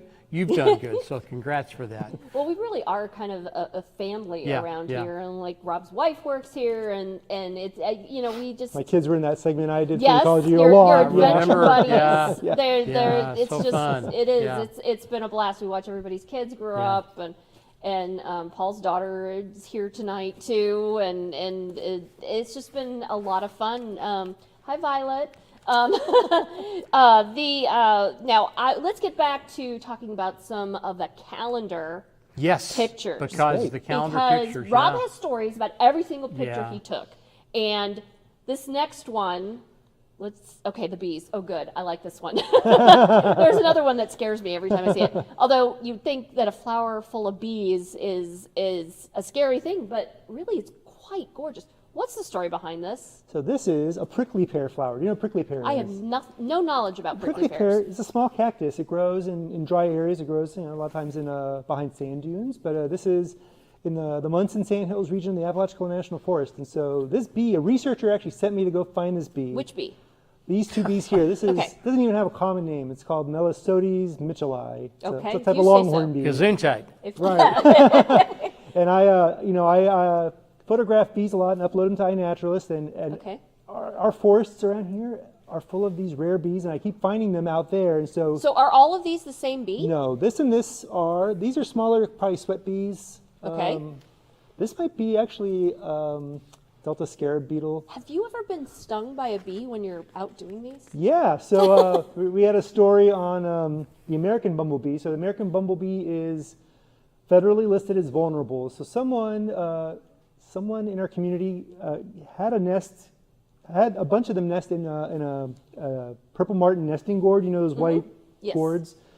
And she gave them to a beekeeper to raise and keep. And so I went over there, and we decided to put a microphone inside of the gourd. And then they came out and stung my face twice. Oh. And also John Manson Hing, who's back here somewhere, he was with me, and he got stung. But did you get good sound? Did you get good sound out of with the microphone? No. Oh, man. So we try a lot of things. Tried it now, it was. I love these behind-the-scenes stories. Yeah. Most of these bees, these are solitary nesters, so most of these bees are really kind of harmless. But is it rare to see several bees in one flower? I mean, is this a big flower? I mean, it's big here. It's a prickly pear flowers. They're about yay big. Okay, so about the size of your fist, maybe? The first time I photographed one of these was a few years ago. There's several insects in there. So, in the Munson Sandhills right now, this is one of for the couple weeks it blooms. There are a lot of flowers, but these are huge, and it must be very sweet too. Hey, what month on the calendar is this photo?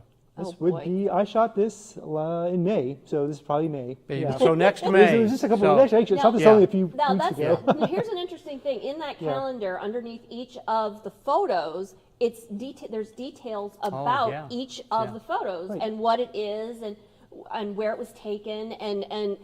Here's the next photo. Let's look at this next photo briefly because I don't want to spend too much time. Suzanne's favorite. This is my favorite. Not my favorite. It's a really small in real life, this about the size of a quarter? No, it's like this here. So what we're looking at here is I was interviewing someone on the edge of Lake Jackson about is a segment that we showed earlier tonight. And as I'm interviewing this person, it's kind of winter, so there's all the vegetation sort of dead. And I kind of noticed there's a thing hanging on one of the What dead. is that thing? So this here, you ever see like these kind of walking cones that are covered in little twigs underneath leaves sometimes? Those are called bagworm moths. Okay. And so that's the casing of a bagworm moth. It must have been abandoned, and this is a jumping spider, I think, a regal jumping spider perhaps, according to iNaturalist, perhaps. Okay. And it just was, and he was just watching you? Probably with his several eyes, watching our interview and learning about bird watching at Lake Jackson. And so I went a little closer and it did not shy away, did not go further in, which is great. Oh, so I took this with a macro camera, got up in there and got a good close And photo. he did not jump at you. Did not jump at me. That's good. He just But watched Suzanne, you. he may jump out of Thanks, the picture thanks. So, to you. October, so be I think. careful. Yeah, I think for that's October. perfect Yeah. for Halloween. For Halloween, Scary for Halloween. It's yeah. the perfect thing at that. We are actually getting ready to do the final segment of Finding the First Floridians. In real brief, like in 10 seconds, what's this final section about?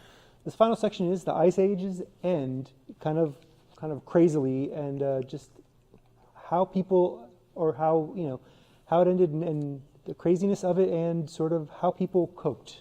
Okay. And evolved, on the changing Florida landscape. Okay, that's perfect. All right, and it's called Early Florida Cultures Adapt to Changes in the Land. That's chapter 3, and we will go to that now, Finding the First Floridians. Meanwhile, call 850-644-9378. You can do it during the show.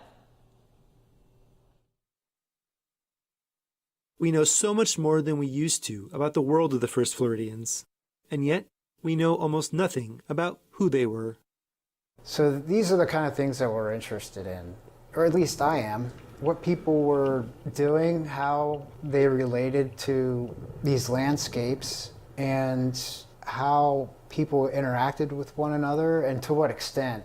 At Page Ladson, the archaeological assemblage is something like a dozen flakes, and how are you supposed to reconstruct somebody's life, a group of people's life, based on a dozen flakes? Page Ladson site, it's a couple of flakes, it's a single biface. It's difficult to interpret human activity based on that. So the future really is finding additional Page Ladsons, additional archaeological sites within a similar context with more artifacts, so we can actually start to learn and understand what Florida's early indigenous people were actually doing on the landscape and how they were utilizing the landscape and living during the late Pleistocene.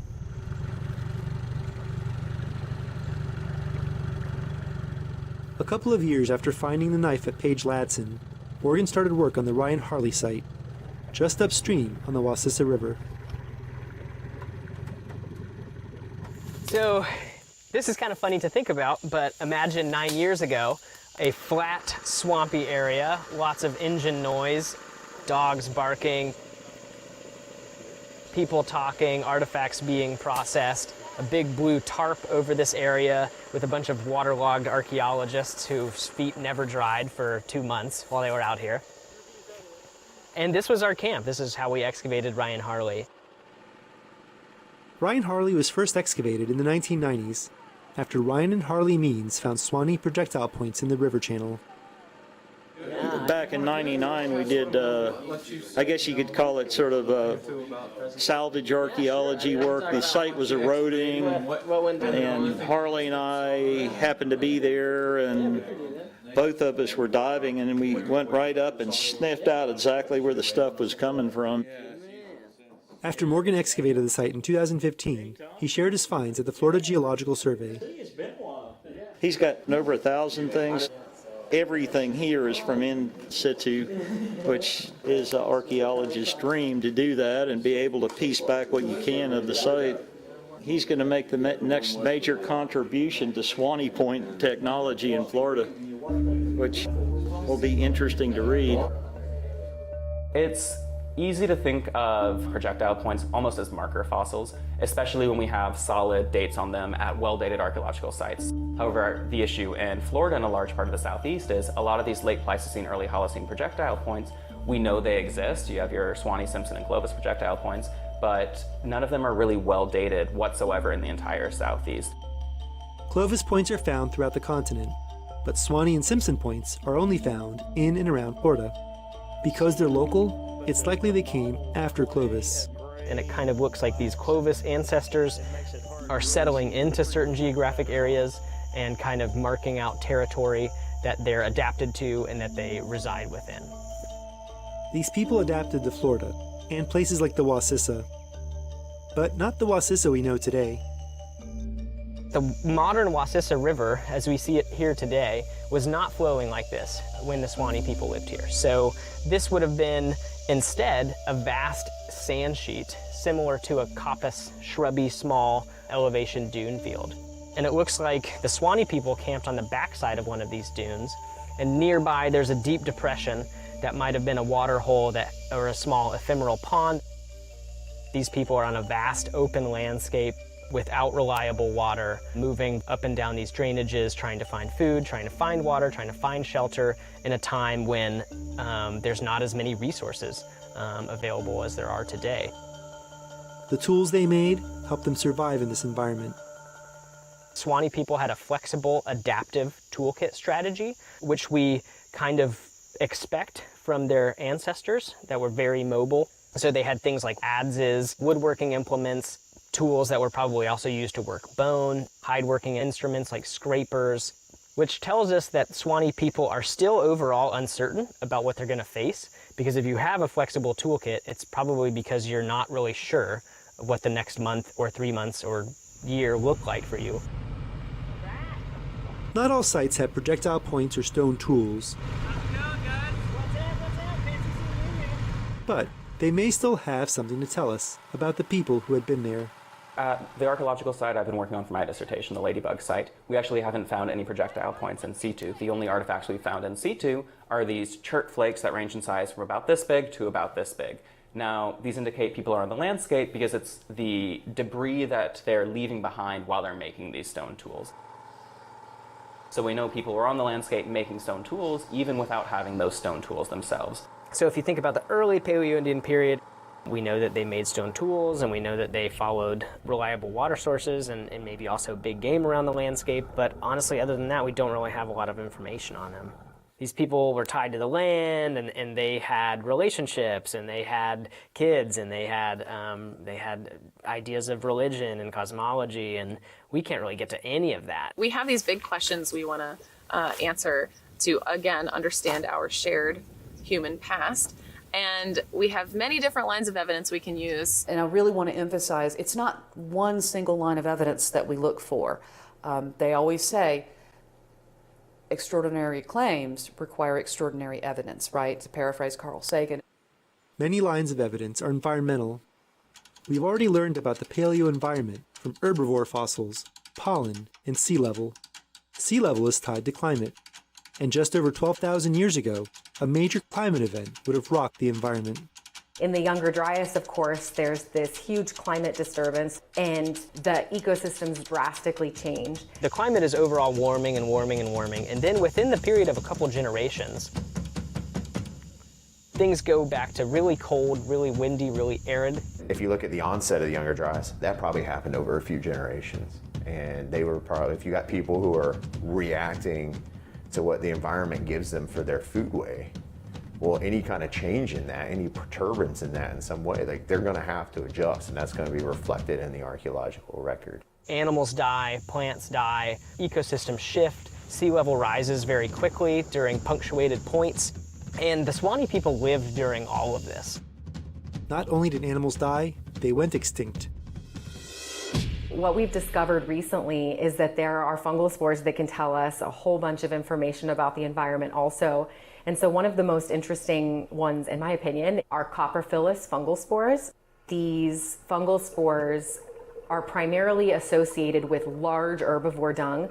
So things like mastodons and mammoths are going to be contributing many more fungal spores to a record than something like a deer or rabbit. And right at 12,700-ish, the concentration of those spores in the sediment record of Page Ladson just drops off the charts. So it's just gone. So that gives us a good idea of the date for megafauna extinction and extirpation in the area. That's when the cascade of ecological change happens, because mega herbivores are keystone species. And so when they are removed from a landscape, we see all sorts of ecological changes like vegetation change, but also increased fire. Not only do sediments contain spores and pollen, but also charcoal from wildfires. What we find in Florida is that fire was always present on the landscape. Prior to the decline of mega herbivores, those mega herbivores were reducing the vegetation enough that even when there were fires, maybe they weren't big enough or widespread enough to leave a big record in paleoecological archives. But after their extinction, we see a pretty significant increase in fire. the loss of large mammals changed the landscape, increased the frequency of wildfires, and removed a considerable amount of protein for early Floridians. In other ways, it made Florida a safer place. There are several species of big cat. The biggest of them is the American lion. Also quite sizable is the famous Smilodon fatalis. Those two are lion to tiger-sized cats. There was a large jaguar, slightly smaller than them, but still quite capable of killing a human being. The same species of jaguar still roam South America today, and Florida was also home to Florida panthers. Then there are the dire wolves, which are in packs and they're larger than modern wolves. There are two species of bears. The alligators grew much bigger because, there weren't people trapping them. Large herbivores were almost as dangerous. Or even the elephant and the mammoths and mastodons are not going to go down easy. So there was quite a bit of risk in that habitat. About 30 species of mammals, predators and herbivores alike, went extinct by the start of the Younger Dryas.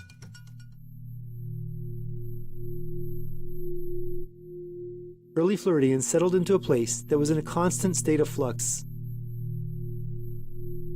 They would have to have been adaptable people. Changes in their culture would have gone hand in hand with changes in the world around them. These are really abrupt changes. So potentially, depending on how long someone's life is, they could have seen these changes within the span of a long life. This was a rapidly changing climate. I'm sure that had impact on longevity. It probably had impact on animals' well-being, so there was probably all sorts of problems associated with sourcing food and finding water, and that creates stress and malnutrition, which creates intergroup conflict, and I'm sure there's all these things that we're missing. What to me is even more interesting is what comes after the Younger Dryas, because then you had the inverse happen. It ended as abruptly as it started, and in a relatively short amount of time it got warm. It started this warming trend that lasted several millennia. It continued to warm, and sea level continued to rise. But it was a more stable time than the Paleo-Indian period. The Archaic period on the early end is kind of one of the first big transitions in projectile point technology, where we moved from these lancelet shapes overall to notched varieties. And the Archaic tends to stem from 11,000 to 3,000 on the end of the Archaic period, so it's a huge chunk of time. Whereas some of the other cultural periods are a couple thousand or a couple hundred years. This is a massive chunk of time, and there's a lot going on in the Archaic period. After the last glacial maximum, you start to have an increase in the water table. So you've got glaciers that are melting, they're adding a lot of water to the oceans, and then it's charging the aquifers in Florida, more fresh water, more resources, and then people start exploiting marine resources as well. So now you can have bigger groups. We start to see kind of people developing into complex centers where they have a base camp and they're staging resources from around an area. This is where we kind of see people adapting to the coast specifically for the first time. So they're living on the coast. They have these gigantic shell deposits, some of which have burials in them, and some of them have funerary remains and artifacts from all aspects of daily life. Not all Middle Archaic people buried their dead in mounds. I studied Middle Archaic period mortuary ponds. Florida has a unique cultural practice during the early and Middle Archaic period where people were interring their deceased in saturated freshwater environments with a lot of peat. They were basically placing the deceased person in those sediments, and they would use worked stakes to hold the people in place, maybe to mark the burials. And this was happening around 7,000 years ago. Wendover is the most well-known. It's over on the East Coast. Wendover was excavated by Florida State University in the 1980s, led by Dr. Glenn Doran. Researchers found 168 individuals preserved under a shallow pond. This type of burial was not widely practiced. These ponds, there are about 7 of them, I believe. Most of these are in Central Florida, and they have a tight time period. So it's just very interesting to have mortuary ponds in a very specific region in Florida, very tight timeline. There may be more mortuary ponds offshore. Offshore sites from a similar time period are shedding light on a landscape more similar to modern Florida. I specialize in a period that we call the Middle Holocene, so from around 8,000 years ago up until 5,000 or 4,000 years ago, depending on who you want to argue with. And by that point, sea level had been rising for quite some time, for almost 10,000 years. And it was slowing down a bit, but it hadn't stopped. And so what you've got is a situation where it is a climate more similar to that of today, right? So the tree cover had come back and the plants had proliferated, and of course the megafauna were gone by that point, but coastal resources were coming online. And that meant that you could go down to the seashore, you could go down to the tidal marsh, and you could access all different manner of shellfish, like oysters.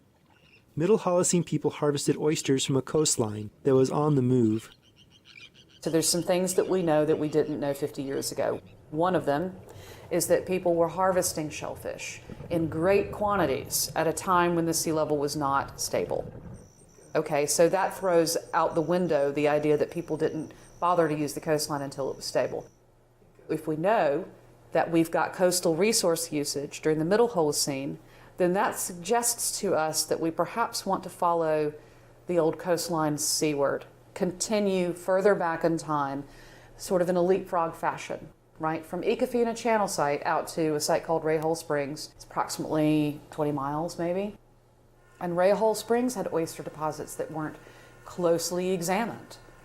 Got a radiocarbon date from a piece of wood, just under 8,000 years old. It would have been a flowing spring. Was Ray Hole Springs an intermediate kind of site? Right? Well, I couldn't tell you that because I haven't been on it and I don't have a lot of data from it. But working the Middle Holocene sites, documenting that contrary to old expectations, people were adaptable, were flexible, could live on the coast at this time when it was not stable, suggests to us that we can follow that trend further into the offshore. Further offshore lie older coastlines and the potential to find older sites. Perhaps people did harvest oysters before the Middle Holocene, despite an ever-shifting coastline. Eventually, though, the coast settled. About 6,000 years ago, the sea level rise rate slowed down markedly, and we got to what we call a still stand of sea level. And 6,000 years ago, that is when the barrier islands formed, coastal deltas formed, and so that's when people really could establish themselves on the coastline in a more permanent way. There's evidence on St. Vincent Island that there was a large settlement there. There's pottery, there's large middens of oyster shells, and so probably people were down there eating oysters to their heart's content. A stable environment meant less stressful lives for Floridians, who started to leave behind more evidence of creative expression. And the woodland period in Florida is really typified by ceramics. So ceramics actually start in the late Archaic period, but they really explode in the woodland period. And that's when you see a lot of micro-regionality starting to happen in Florida. So specific drainage basins, specific river basins, very specific geographic areas have their own types of ceramic markers. It was a long journey to get here from here. To learn the story of the people who made these, it has likewise been a long journey from here to here. As Florida became itself, the waters that define our state hid away hundreds of generations of stories and preserved them. In recent years, more and more people are learning how to uncover them. There's not many of us still, even though the last couple years we've seen the number of practitioners at like the master's level probably double or even triple from where it was just 10 years ago. The students are definitely the future. The number of people working in submerged Florida landscapes is growing, and they're taking what they learned here to other places in the country. The very first underwater archaeology project I did was in the Gulf of Mexico. I think the biggest thing that that project accomplished, honestly, was training like a whole new generation of students to do that work. Using knowledge gained in the Gulf, Ashley and her team learned something surprising about early Holocene hunters up north. We didn't know until working underwater that peoples in the Great Lakes 9,000 years ago were building these types of hunting structures. They were completely unprecedented. Nobody knew. And luckily, they were preserved underwater. Across the Gulf, new technologies are allowing researchers to explore a site remotely without disturbing it.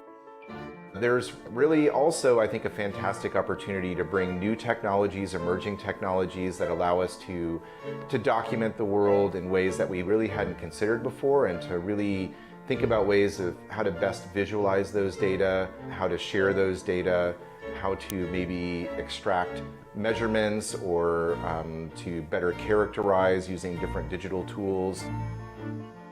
The next page, Ladson, might be hiding on the Oscilla, or far out in the Gulf of Mexico. It could be near your favorite swim hole or fishing spot. The sediments beneath Florida waters hold stories waiting to be unearthed. Each new site brings us closer to understanding the lives of the first Floridians and the hundreds of generations that followed them. I love that documentary, and if you love that documentary, please call 850-644-9378, because this is your final chance to call tonight to pledge and donate to WFSU tonight. So, 850-644-9378. Rob, this was just an amazing program. Thank you so much for doing things like this for our station and sharing them with all of the people that are out there in our viewing audience. And everybody been working on this.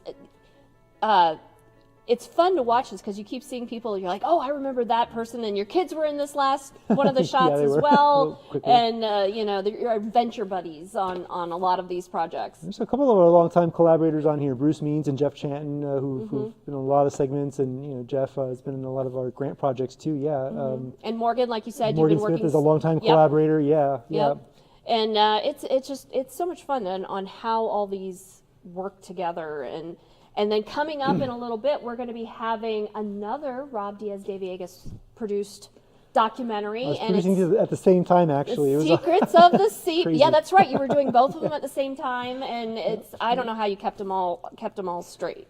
But this is amazing. And if you want to also have amazing work of Rob stuff in your own home, you can go ahead and pledge at the, let me get this right so I don't screw it up. One-time donation of $72 or a $6 monthly sustainer gift.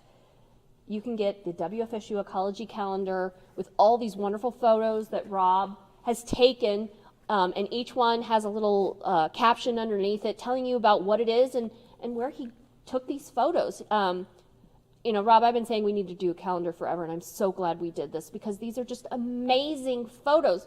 Like the one that's on the cover of the Firebird, right? That's what we were calling them, right? It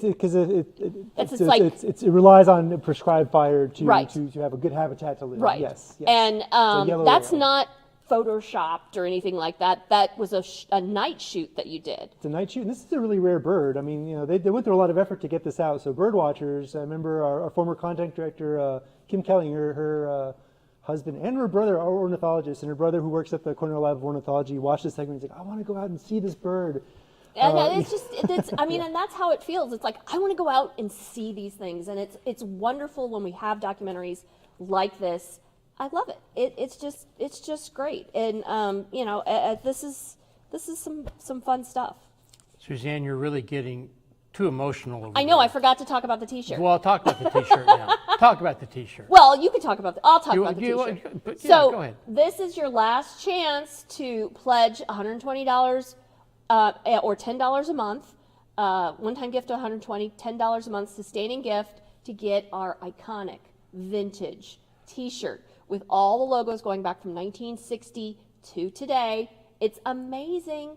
And as Lynn called it, what did she call it? She called it Through the Decades. Through the Decades. A T-shirt through the decades. It's through the decades. This is your last chance to do it. So call us 850-644-9378 or text donate to that number or go online, WFSU.org. You can also pledge $180 or $15 per month and get both the T-shirt and the calendar. I mean, that's a great opportunity. Plus, you get WFSU Passport, which is another amazing thing. Sarah, have we gotten any pledges during this final opportunity yet? No, we have no one's not. called We yet. haven't. You need to call, folks. This is your final chance. But let me tell you something. What? The next person who calls, we are literally $5 away Oh my from God. $5,000. Oh, my listen, gosh. come on. Oh my gosh. So we So take us over the top. Yeah. Give us a call. if you do this, if we can get it before the end of this, which is wrapping up super quick, we got a bell to ring. We got a bell to ring. We got a may- bell to ring. Are things dropping from the ceiling? No, things are not Oh, dropping from man. the ceiling, but we might dance. We got 3 minutes left, You so might please dance. call right now, Yeah. 850-644-9378, and please put us over this $5,000 Yeah. mark. That would be amazing. But so, you know, Suzanne, you know, we're kind of having fun with this, but really, I think you know by now, if you've been watching us this evening, what we're asking you to do is to support your public television station. We got the great thank you gifts, but your support is what provides us with the opportunity and the resources to then send Rob out to produce documentaries, to send our other producers out, to help support our news team, the award-winning news team for FM. Your donor support is, we're talking to you, and that person who's watching right now, your donor support is what really makes everything possible here at WFSU. So please, we're asking you here at the end of this pledge, this fun pledge night, this fun live studio event here from our WFSU studios, to become a donor right now. We're asking you to call 644-9378, or again, so many people join us online at WFSU.org. Remember the t-shirt, the calendar, that combination, just a couple of ways that we can say thanks for supporting us. But the greatest gift that your support allows us to do is to bring you PBS and local programming 365 days out of the year. So call the number 644-9378. We're just about ready to go to Secrets of the Seep, right? yes, we are right about there, but I want to say one last thank you also to our control room and all of the crew that have been staying here late tonight to work. Yes, thank you all. You guys have been wonderful. This has been a team effort. We have been here all night long, but we've been preparing it for weeks now. Well, a couple of weeks at least. You know, we kind of had this idea a couple weeks ago, and everybody went, "Oh no, what are we going to do?" But hey, you know, my hat's off to the production team for pulling this off, because I think when I first had this idea, people went, "Mullins? I don't know about you, but hey, you know that's hats just off." a few weeks away, right? I know, yeah. So, but yeah, thanks to you for your support. Thanks to the team. Thanks to Suzanne and Rob and to Sarah. We lost Lynn. I think she went on a chance. I think she was trying to find some items for you to photograph, Rob, in her office. That's where she went. Entomological artifact, yeah. So we are now at the end of the program. We're going to Secrets of the Seep on WFSU, your local PBS station. We hope you'll enjoy this program, and we thank you for being here tonight.